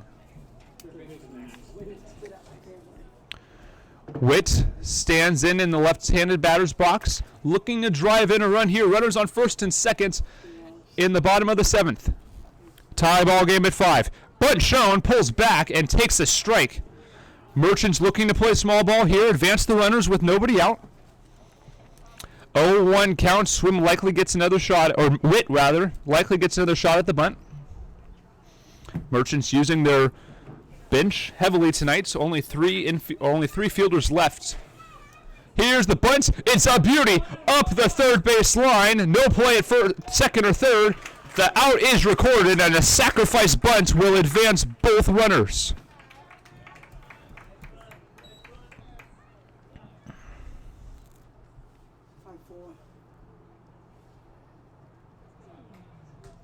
Yes, you're right. Excuse me, 5-4 there on the putout as the second baseman was covering on a wheel play. They'll bring up number 5, Jack Schubert.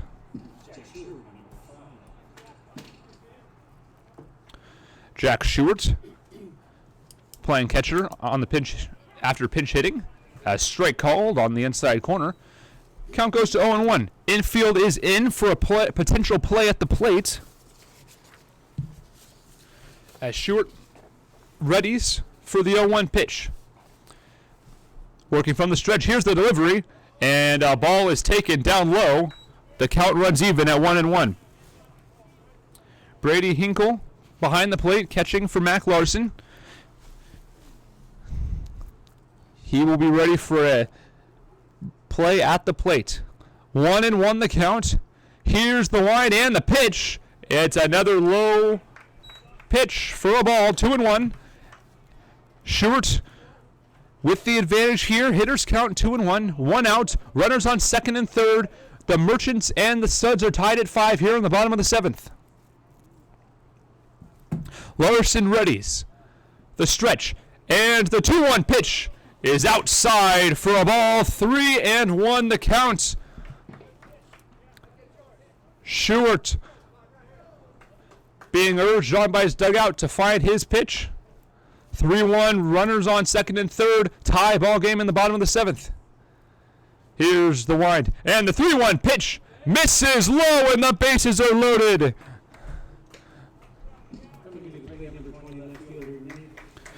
Nick Anderson comes to the plate. The infield will retreat to double play depth, looking for a potential double play ball. Your first baseman is playing in for a potential sacrifice bunt opportunity. Anderson 0 for 2 tonight, has reached on a walk. He swings at the first pitch, lifts it into deep left center field, and it will be caught by the center fielder. It will be deep enough to score the run. A sacrifice fly, plates 1. The rest of the runners hold, and your Merchants take the 6-5 lead here in the bottom of the 7th.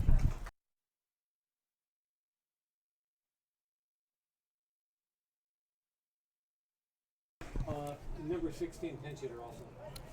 Thank you. Oh, Jake Tilley's in the game. Yep. Sacrifice fly RBI there for Jack Stewart. Jake Tilley, the pinch hit. First baseman up, looking to add on here. 2 outs, and the first pitch misses outside for ball 1.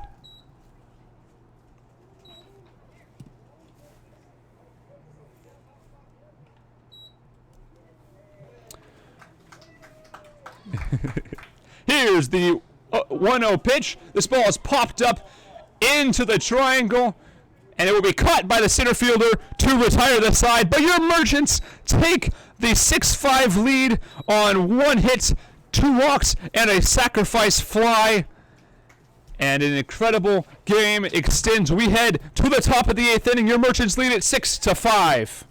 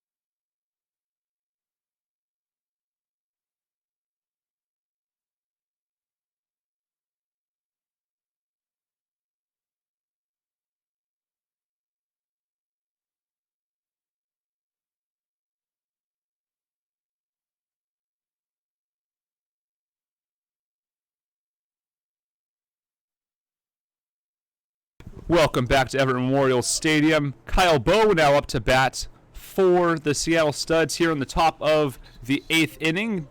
Your Merchants taking the lead 6-5, picking up a run in the bottom of the 7th. Here's the pitch, and it's low for a ball. New pitcher for your Everett Merchants is number 41, Trevor Castle, right-handed pitcher out of Skagit Valley College, calls Enumclaw, Washington home. Here's the next pitch. It's down low for ball 2.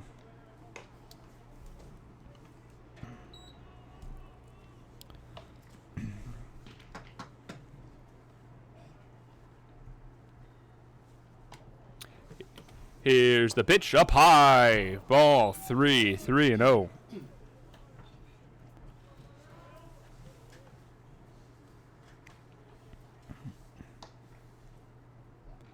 Here's the 3-0 pitch. It's a strike called.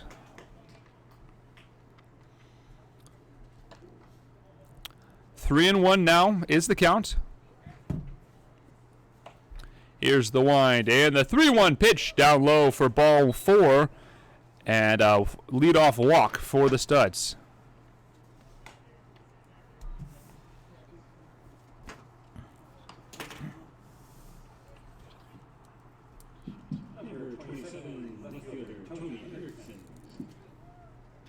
We'll bring up left fielder Tony Hendrickson, 0 for 1 tonight. A pair of walks. He scored both times he's reached base.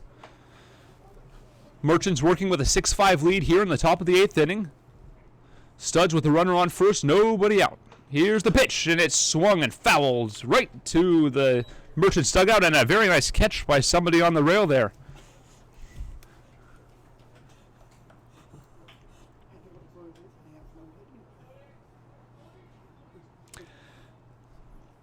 Hendrickson comes back in, and pickoff throw to first base is not in time.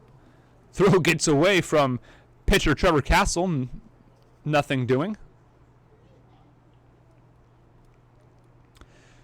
Trevor Castle readies for the 0-1 pitch, looking for a double play to clear the base paths. Here's the 0-1 pitch, a bunt shown, but fouled straight back. 0-2 the count now, and the bunt is likely off for the Studs. It's possible you'd try one with 2 strikes, but you have to be careful. A bunt foul on a 3rd strike is an out.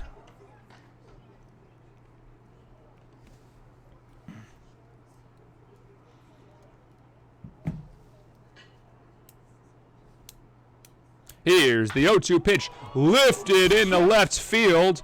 Going back is the left fielder, and it's off the wall.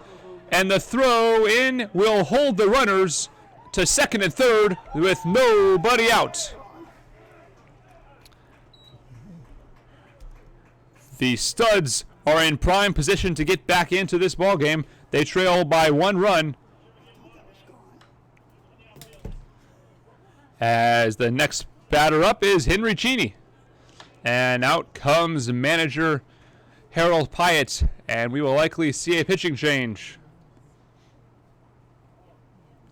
Out comes a pitcher from the bullpen. We will have his name and number when we come back. It is your Merchants lead at 6-5, but the Studs are challenging with runners on second and third.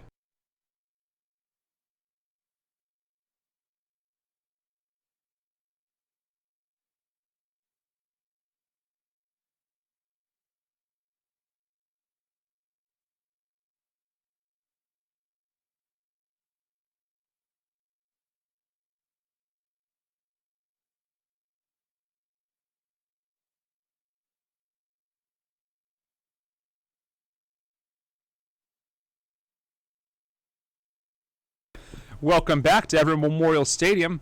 Trevor Castle apparently talked Harold Pyatt out of a pitching change, and he will face Henry Cheney, the right fielder for the Studs. 1 for 3 tonight with a double he scored. He's also struck out and grounded out to the pitcher. Runners on second and third for the Studs. They look to take the lead back from the Merchants. Here's the pitch, and it's inside for ball 1.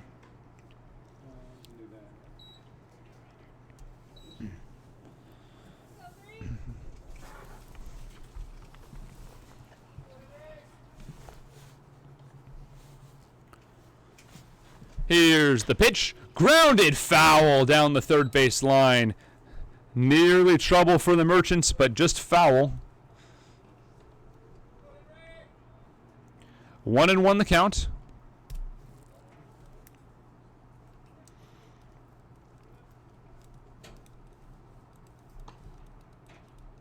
Here's the 1-1 pitch, and a swinging strike in the top of the zone. 1-2 the count. Caden Cornett was set to come in, was talked out of it. He is still warming in the pen. Movement in the Studs pen as well. Here's the pitch, and it's inside, as low for ball 2. 2-2 the count. Your Merchants lead 6-5. But the Studs are threatening with nobody out and runners on second and third. Castle looking for a strikeout here. Infield, medium depth. Here's the pitch. And a ball. Full count now for the batter. Henry Cheney looking to drive in a pair. Studs have been aggressive on the base paths. Likely would score 2 with any single. Or attempt to score 2 with any single. Here's the full count. This ball is driven into left field. Lifted. It should be deep enough. The catch is made. The catch is dropped. And it'll be an error on the left fielder. 2-base error will score the run, and we are tied. That would have been an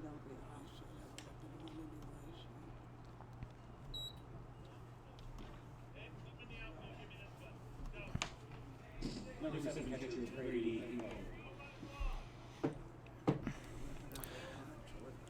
The Studs tie the game and are still threatening here. 6-all. We play in the top of the 8th inning. First pitch is a ball. Merchants fail to make an out there. 6-all in the top of the 8th inning. Nobody out. Runners on second and third. And Brady Hinkle looked at a ball for strike one, or for the first pitch, and a strike is called on the 1-0 pitch to even the count. 3 errors for the Merchants tonight have been costly as we play in a tie ball game, but the Studs look to add on. Here's the pitch, and it's down low, nearly getting away from the catcher. But Stewart able to hang on.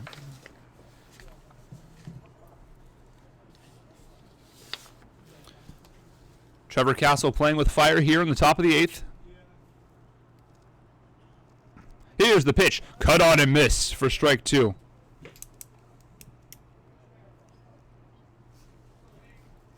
Castle yet to record an out in this outing. He readies. The stretch. And the 2-2 pitch is outside for ball 3, and we'll see a payoff pitch. The Merchants shifted their infielders towards the corners, medium depth. Infielders playing the gaps. Here's the payoff pitch, fouled away, and we'll do it again.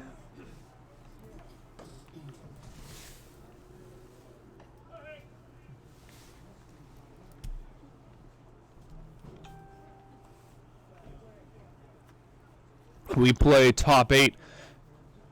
Tie game, 6-all. The payoff pitch lined up the middle into center field. That'll play at least one. Here's the throw by Sam Linscott in. Is cut off by Stewart to save a run. And an RBI single for Brady Hinkle. And the Studs retake the lead. That's it for him. And we will see a new pitcher for your Merchants.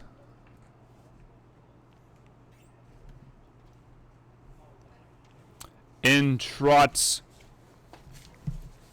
the new pitcher, Caden Cornett, the lefty, out of Skagit Valley College, calls Enumclaw, Washington home.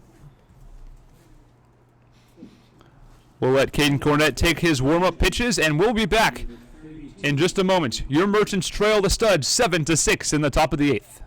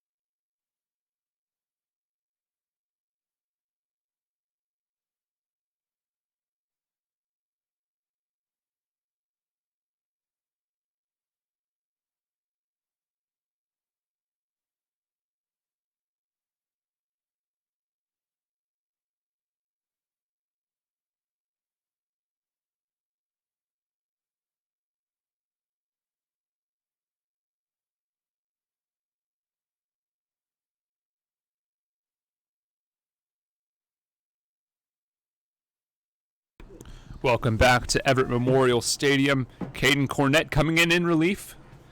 The lefty pitcher looking to limit the damage here. Nobody out. Merchants trail 7-6 to the studs with runners on the corners. Center fielder R.J. Green up to bat. Reached base all 3 times he's come up on a walk and 2 errors. Here's the pitch, and it's low and away. Gets away from the catcher. Runner will advance on the pass ball.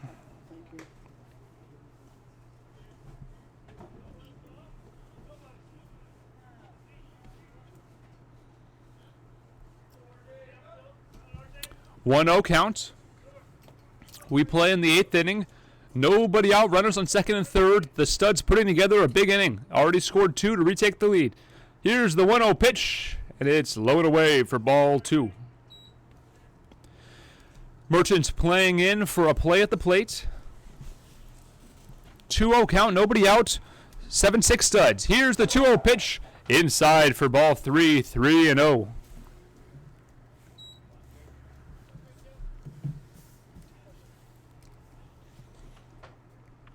Cornett having issues finding the zone here. Here's the wind. And the 3-0 pitch is called strike on the outside corner. Brings the count to 3-1. Caden looking to work quickly.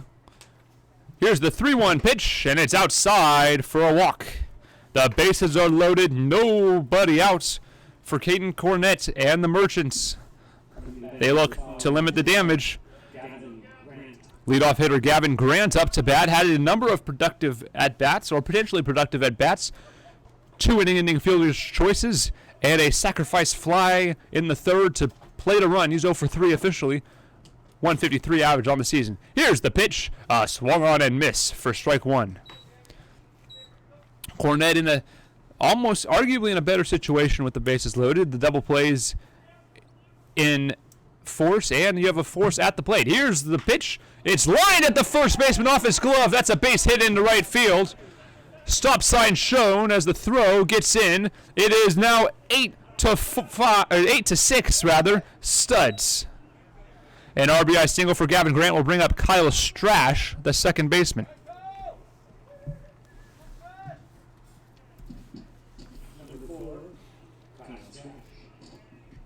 Kyle Strash is 0 for 4 tonight. No outs here as a misplay by Jake Tilley. Really just a glancing blow off his glove, but a base hit into right. Here's the pitch. It's a strike on the outside corner. Caden Cornett looking for a double play or a strikeout here. Force is on at the plate. Here's the 0-1. This one swung up the middle. This will be 2 at the down to the plates. The throw gets away, and a run scores. Nobody out. That'll be an E4 on a failed fielder's choice.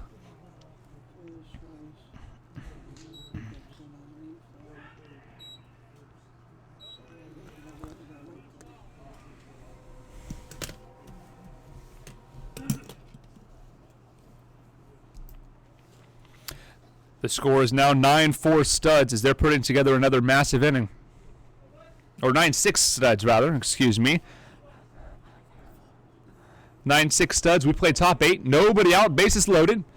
Failed play at the plates. Leaves nobody out. Ball gets away, but it's right at the feet of the catcher. It's a ball. Get lost in the loose sand around home plate. A break for the Merchants there. 9-6 studs as they nearly have batted around here. Nobody out. This is the 8th man to the plate in the inning. Here's the pitch. The 1-0 pitch is inside for ball 2. Caden Cornett needs to be careful here. Nowhere to put first baseman Ryan Budnick. Budnick struck out twice already tonight. The 2-0 pitch is cut on and missed for strike 1. Budnick allows Cornett to climb back into the count here.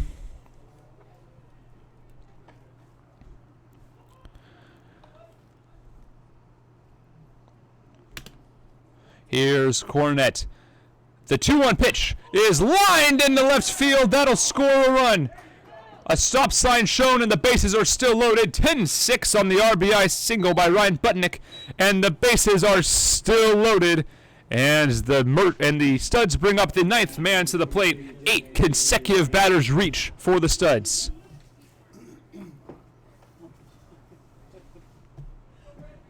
Number 23, Brennan Hancock up to bat for the Studs. 10-6 here, top 8. Here's the pitch.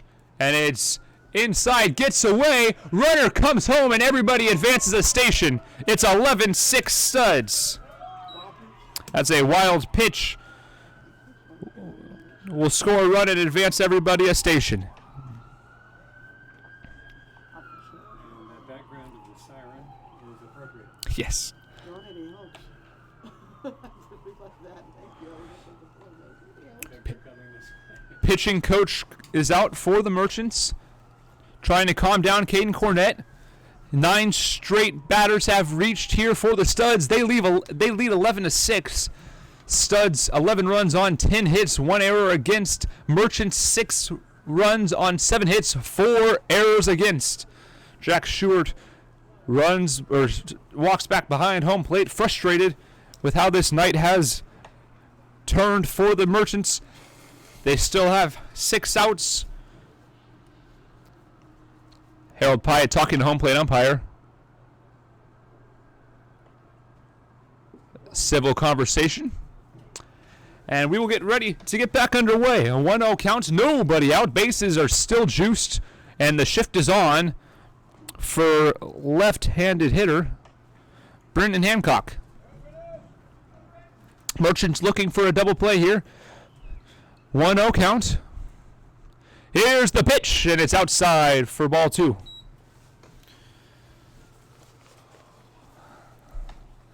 Six runs in this top half of the 8th inning. Here's the 2-0 pitch, fouled away for strike 3. Studs have scored 6 runs on 4 hits and 2 errors in this inning. Here's the 2-1 pitch, and it's a outside for a ball. 3-1 the count. And the Merchants need to find the strike zone here. Cornett, the 3-1 pitch, and it's a strike called on the outside corner. Full count, 3-2. Nobody out here in the top of the 8th inning. The Studs lead 11-6. Here's the wind by Cornett, and the payoff pitch is inside for a bases loaded walk, and the Studs add on. Oh, excuse me. The Studs do not add on. Bases are not loaded. He fills the gap at first base. Sorry, folks. It's been a long night. Kyle Bowe is up to bat now for the Studs. 2 for 3. Scored 2 runs, 2 singles, and also reached on a walk in this inning. First pitch is a strike at the knees.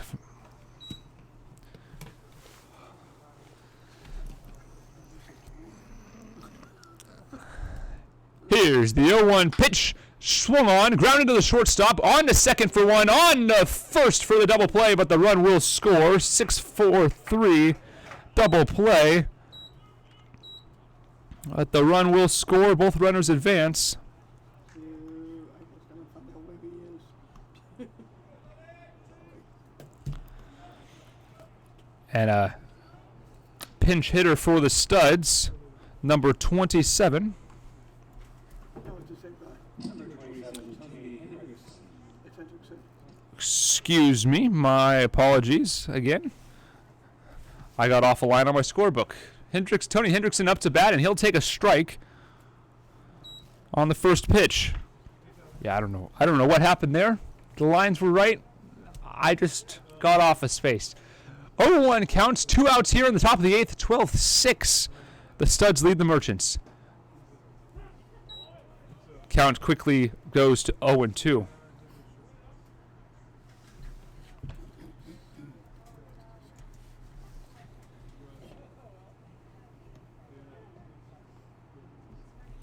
Here's the wind. And the 0-2 pitch lined into left field. It'll play another run. And the Studs add on an RBI single. 13-6 is your score. And the Studs are teeing off here against the Merchants pitchers.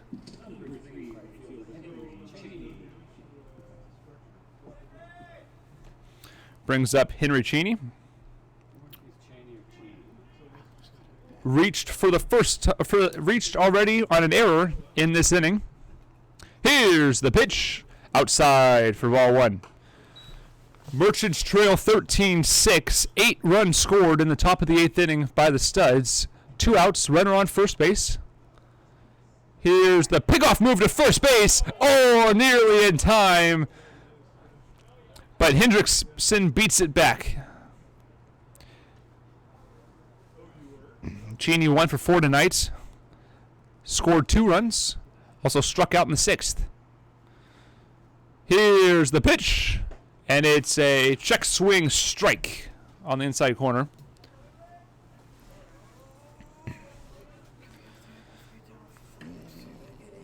Merchants have a lot of work to do if they can get out of the top of this 8th inning. Here's the 1-1 pitch. Swung on and foul down the right field line. Count goes to 1-2. And the Merchants are finally 1 pitch away from getting out of this inning.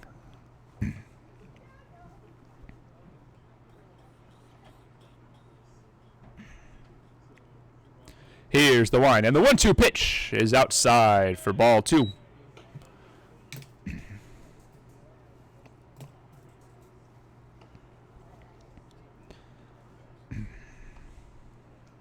Caden Cornett comes set, and the 2-2 pitch is popped up, and Stewart runs over, no play as it's out of play, over the netting, and a foul ball will redo it. 2-2 the count. 2 outs as a pair of mallard ducks fly over Everett Stadium. Top of the 8th, 13-6, Seattle Studs over your Everett Merchants. Big 8th run inning here at the top of the 8th. Here's the pitch, fouled off the catcher, and we'll do it again.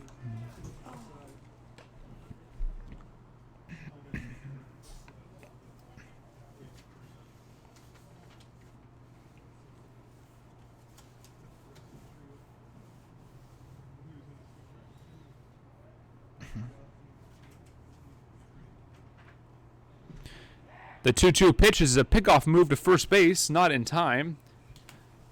We'll do it again. Henry Cheney awaiting his 2-2 pitch. 13-6, top 8.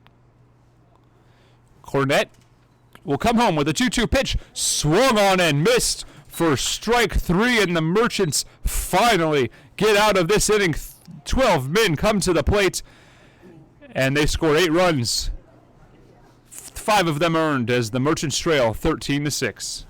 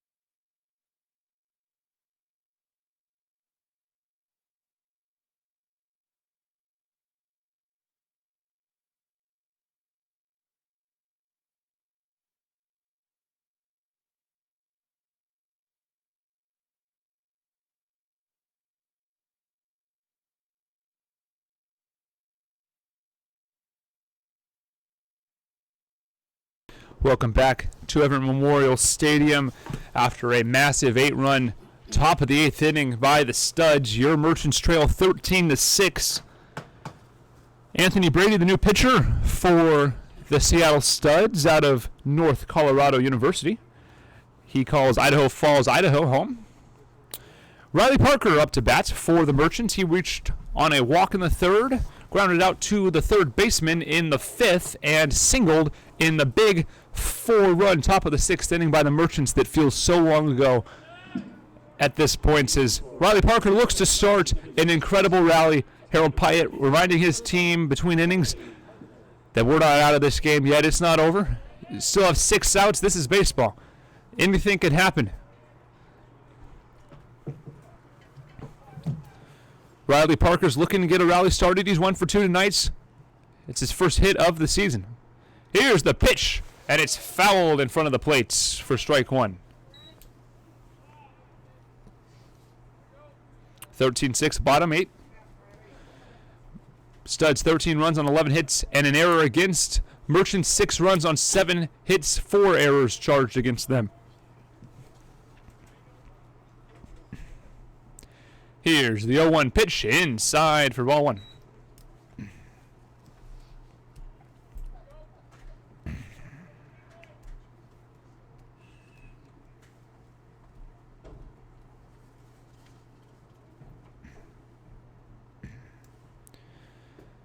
The 1-1 pitch is swung through for strike 2. Quickly 1-2. Your Merchants will travel down to Highline to face the Bears on Friday. Here's the 1-2 pitch swung on and a soft nubber to the second baseman over to first in time for the 4-3 putouts.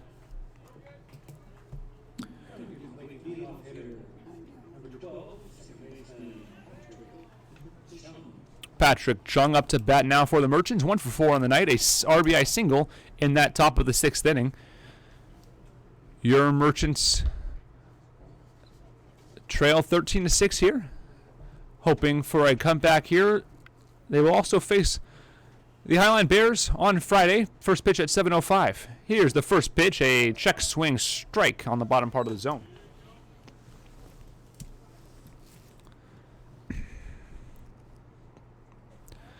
Chung looking to get on board, start a rally here in the bottom of the 8th. Here's the 0-1 pitch outside for ball 1.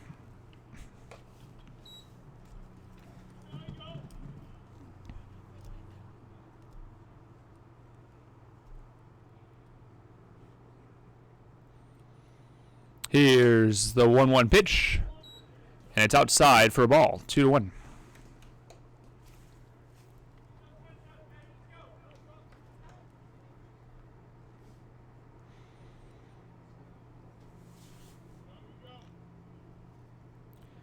Here's the pitch, and it's outside for ball 3, 3-1.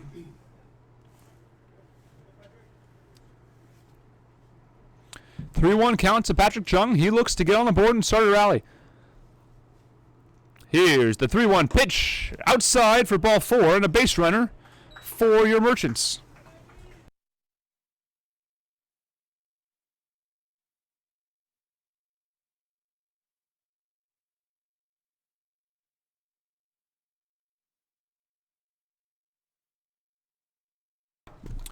Brings up Austin Hawk, designated hitter. He'll take a ball.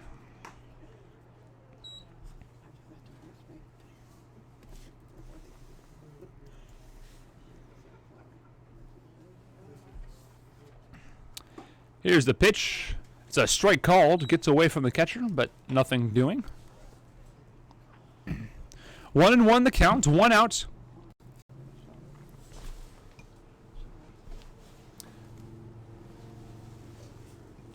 Here's the pitch, and it's a strike call on the bottom part of the zone. Hawk 0 for 1 tonight, reached on 2 walks and a single. The single was Klimps. Here's the 1-2 pitch, down low for a ball.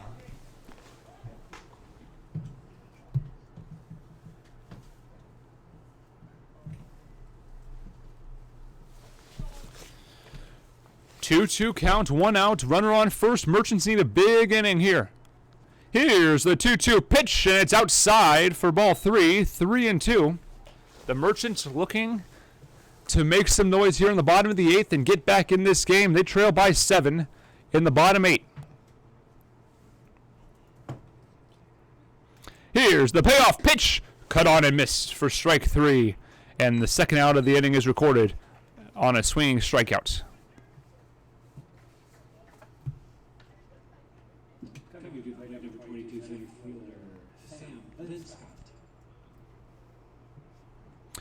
Sam Linscott up to bat now for your Everett Merchants. A sac fly in the third and a single in the seventh. Here's the first pitch, and it's down low for a ball.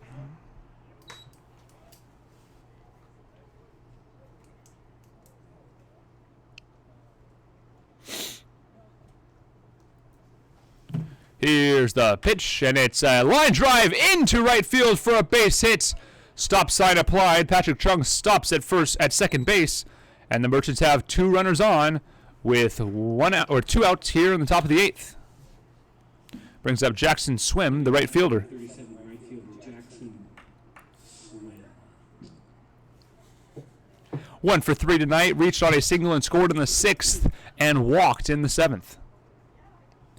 Runners on first and second. Merchants trail 13-6 here in the home 8. Here's the first pitch to Swim, and it's fouled away for strike 1.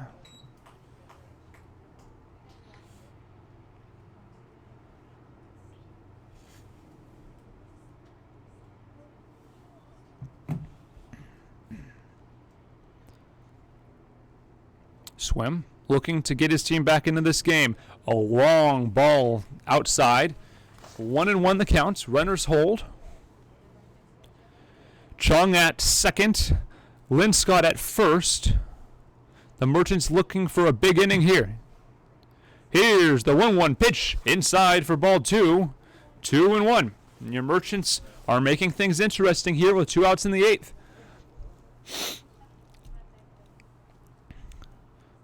Max Witt would be up if the inning were to be extended. The 2-1 pitch is lined into center field. That'll play to run. And a bobble by the center fielder, no matter, would have been first to third anyways, and an RBI single for Jackson Swim. Score is now 7-13. Coming back, number 15, third baseman Max Witt. Brings up Max Witt, the third baseman for your Everett Merchants tonight. Runners on the corners, 2 outs here in the home 8. Max Witt up to bat, 2 for 3 tonight. Here's the pitch, and it's down low for a ball. 6-run deficit for the Merchants, but with 2 runners on in the 8th inning, anything can happen. 1-0 the count. Here's the pitch, and it's cut on and missed for strike 1. Jack Stewart in the on-deck circle. He would be up if the inning were to be extended. Mighty thin bench for the Merchants here, as they've used a number of pinch hitters already. Here's the 1-1, and it's outside for ball 2.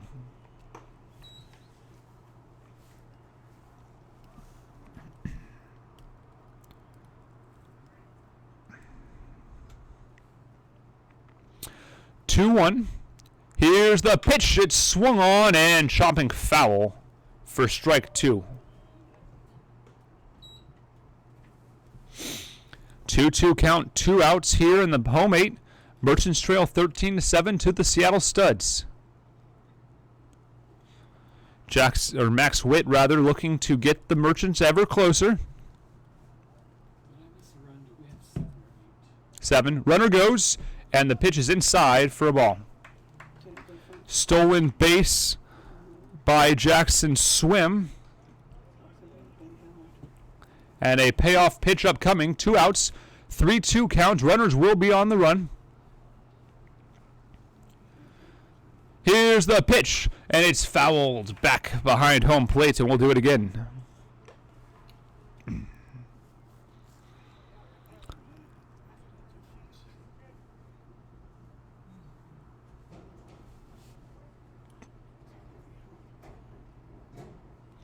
Full count, 3-2. Here it comes, and it's a line drive in left field, and the play is made in left, and now we'll retire the side. The Merchants get a run on 2 base hits and leave 2 runners. We head to the top of the 9th inning. Your score: the Studs 13 and the Everett Merchants 7.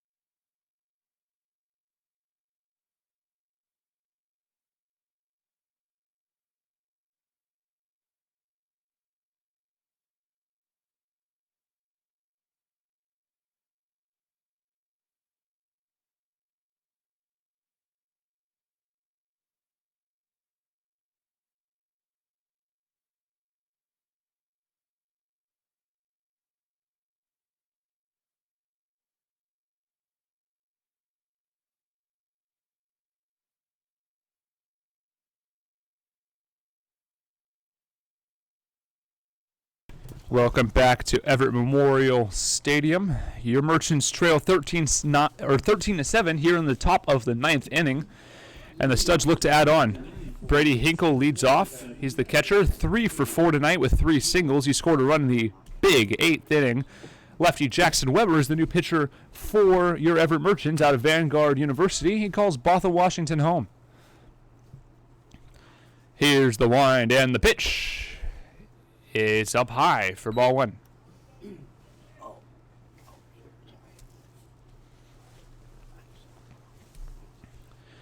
Hinkle recording his first 3 hits of the season tonight, and he will take a high strike. 1-1 the count.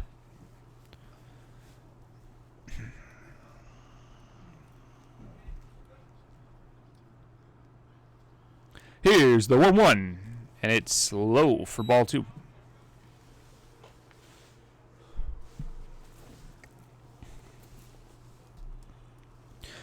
Big night for the Studs, 13 runs on 11 hits. Merchants 7 runs on 9 hits. Not a bad night, but an 8 spot in the 8th hurts. Here's the 2-1 pitch is fouled away for ball 2, or for strike 2 rather. 2-2 count. Nobody out here in the top of the 9th.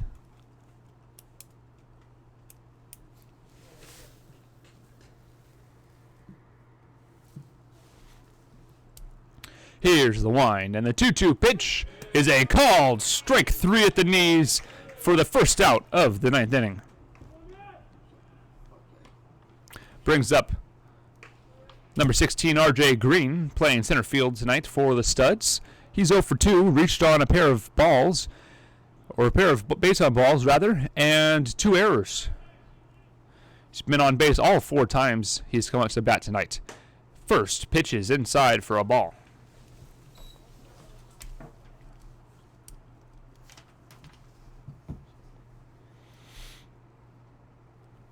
Here's the 1-0 pitch. It's a swinging line drive right to the second baseman for the second out of the inning.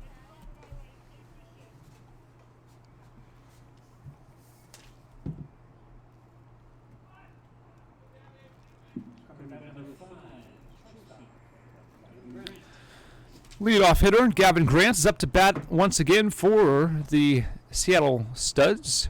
He's 1 for 4 tonight with a sacrifice fly, a single, and a run scored, and will take a ball on the first pitch of his 9th inning at bat. It's his 6th plate appearance tonight. Here's the wind, and the 1-0 pitch outside for a ball.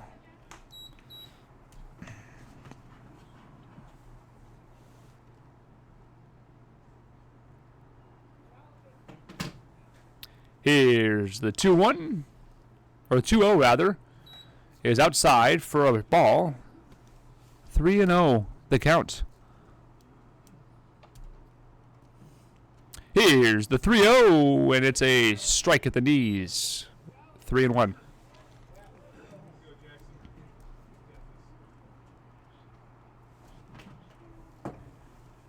Here comes the pitch. The 3-1 is swung on and fouled back to fill the count at 3-2.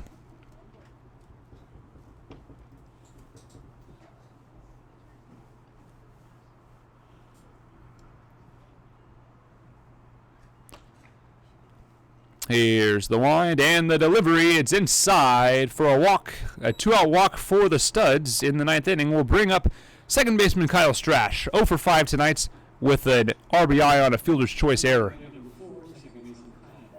Failed fielder's choice gives Kyle Strash an RBI in the top half of the 8th inning in that 8-run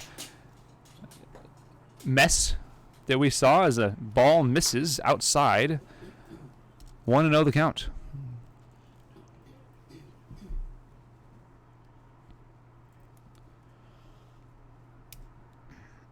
Here's the 1-0. It's up high for ball 2. 2-0. Strash looking for his first hit of the night. He's batting .400 on the season. Looking to avoid going 0 for 6. Here's the 2-0. And it's a strike. 2-1 pitch coming up. Your Merchants trail 13-7, top 9. looking for a big bottom of the ninth. Here's the 2-1 pitch, misses high for ball 3, 3-1.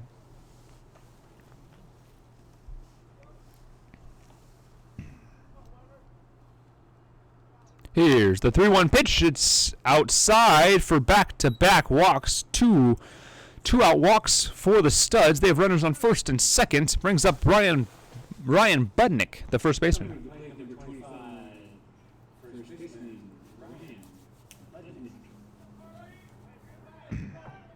Ryan Budnick 1 for 5 tonight. A single, an RBI single in the 8th inning. He scored an unearned run in that inning. 250 hitter on the season. Jackson Weber checks his runners and delivers the pitch. It's a strike on the inside corner.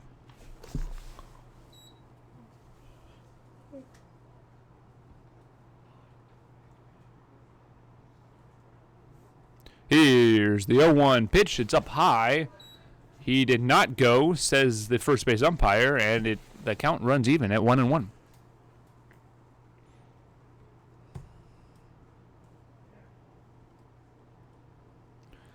1-1 count. Jackson Weber looking to get out of this inning clean after giving up two out walks. This pitch is inside, bounces to the catcher, and the throw back to the pitcher to a reset. 2-1 count for Jackson Weber as he pitches to Ryan Budnick. Budnick readies. Here's the pitch, lined into left field. That will get down. It's off the wall. And that'll score 1. Here's the throw to third, not in time. Throw to second, not in time. A stand-up double for an RBI.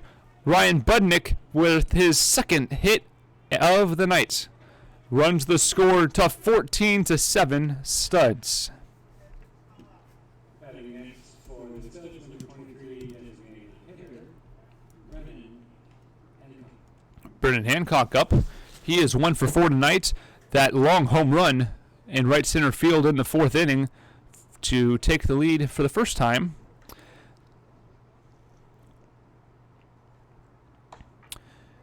He also reached on a walk in that massive 8th inning. Here's the pitch. It's a called strike at the knees.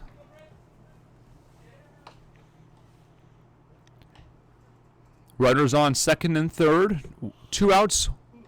0-1 count. Here's the 0-1 pitch. Grounded right to the pitcher. Throws over to first base, and that will do it. The Merchants have their work cut out for them as the Studs add a run.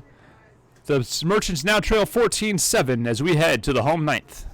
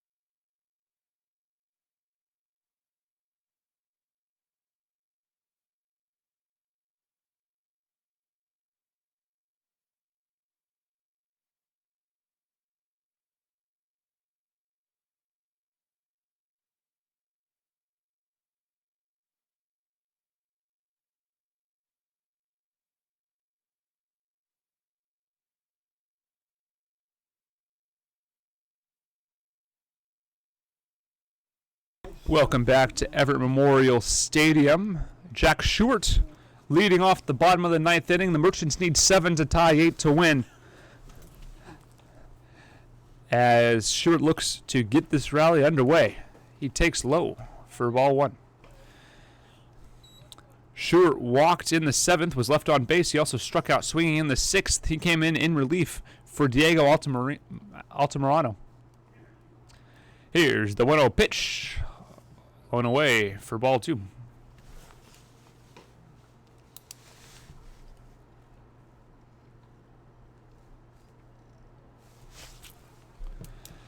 Two-0 counts to Jack Stewart, the pinch hitting catcher. Here's the pitch. It's up tall for the ball. 3-0. Stewart looking to get on board and keep the line moving. The Merchants need at least 7 runs in the next 3 outs. Here's the 3-0 pitch. It's down low for a leadoff walk. And the Merchants couldn't ask for a better start in an inning where they need 7. Brings up left fielder Nick Anderson, who's 0 for 2 tonight. RBI sacrifice fly in the 7th inning and a walk, along with a strikeout and a fly out to right field. Anderson readies and receives the pitch. It's inside for a ball. 5 straight balls by new pitcher Anthony Brady.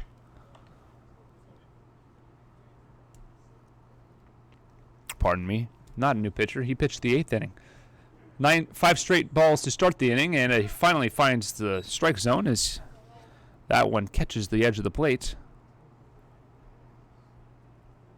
1-1 the counts. Nobody out. Runner on first. Merchants need 7. Here's the 1-1 pitch. This one's laced into center field. It'll get down. Stewart rounding second, heading the third. He will get there standing.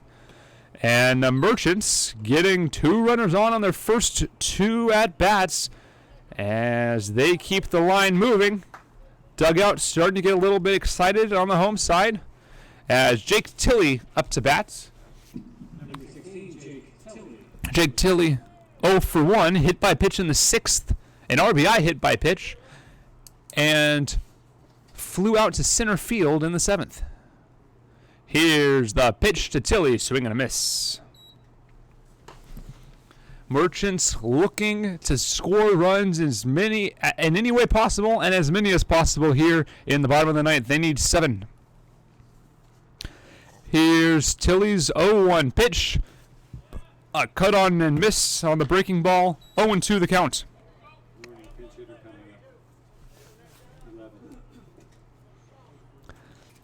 We have a pinch hitter, Max Nealon, warming up in the on-deck circle.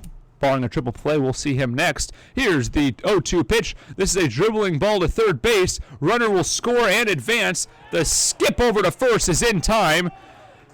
That is a 5-3 RBI. All runners advance. A run is scored. And Max Nealon will come up with a runner on second and 1 out. Pitch hitter, number 11, Max Nealon.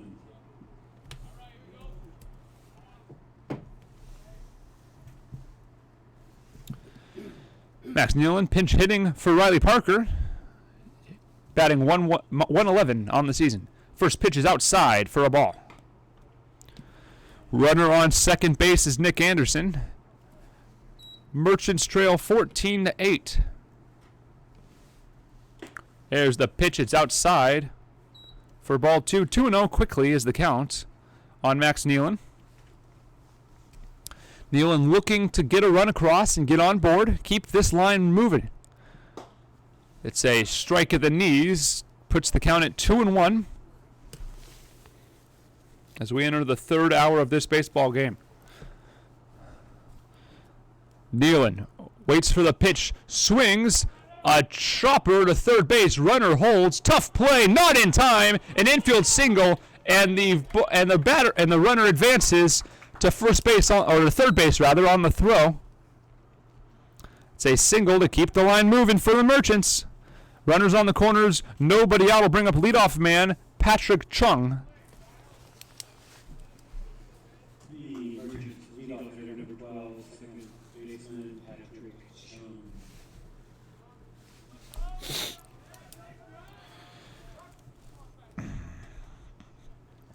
Patrick Chung is 1 for 4 tonight. RBI single and a walk in his last 2 appearances. A high ball. 14-8 Merchants trail the Studs, 1 out here in the top of the 9th inning. Runners on the corners with 1 out. Here's the 1-0 pitch. It's a strike call on the outside corner. Count runs even.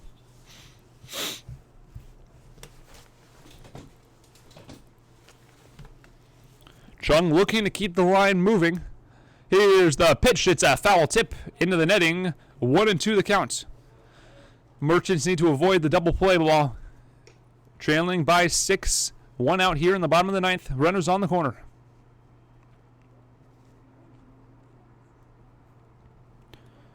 Chung climbs back into the batter's box, facing Anthony Brady. Here's the 1-2 pitch, lined into left field. The catch is made in left. Here the runners are held, and the second out of the inning is recorded. A fly out to the left fielder will bring up Austin Hawk, the last chance batter for the Everett Merchants. Number 13, Austin Hawk. Hawk looking to get on board. Merchants need at least 6 men in a row to reach. Excuse me, at least 4 men in a row to reach. Here's the pitch to Hawk outside for ball 1. Hawk 0 for 2 tonight. He walked in the 6th and scored, struck out in the 8th. Here's the pitch, and it is a strike at the knees for strike 1. 1-1 goes the count. Score update in the major leagues. The Mariners beat the Houston Astros 14-1. Here's the pitch. It's inside for ball 2. 2-1.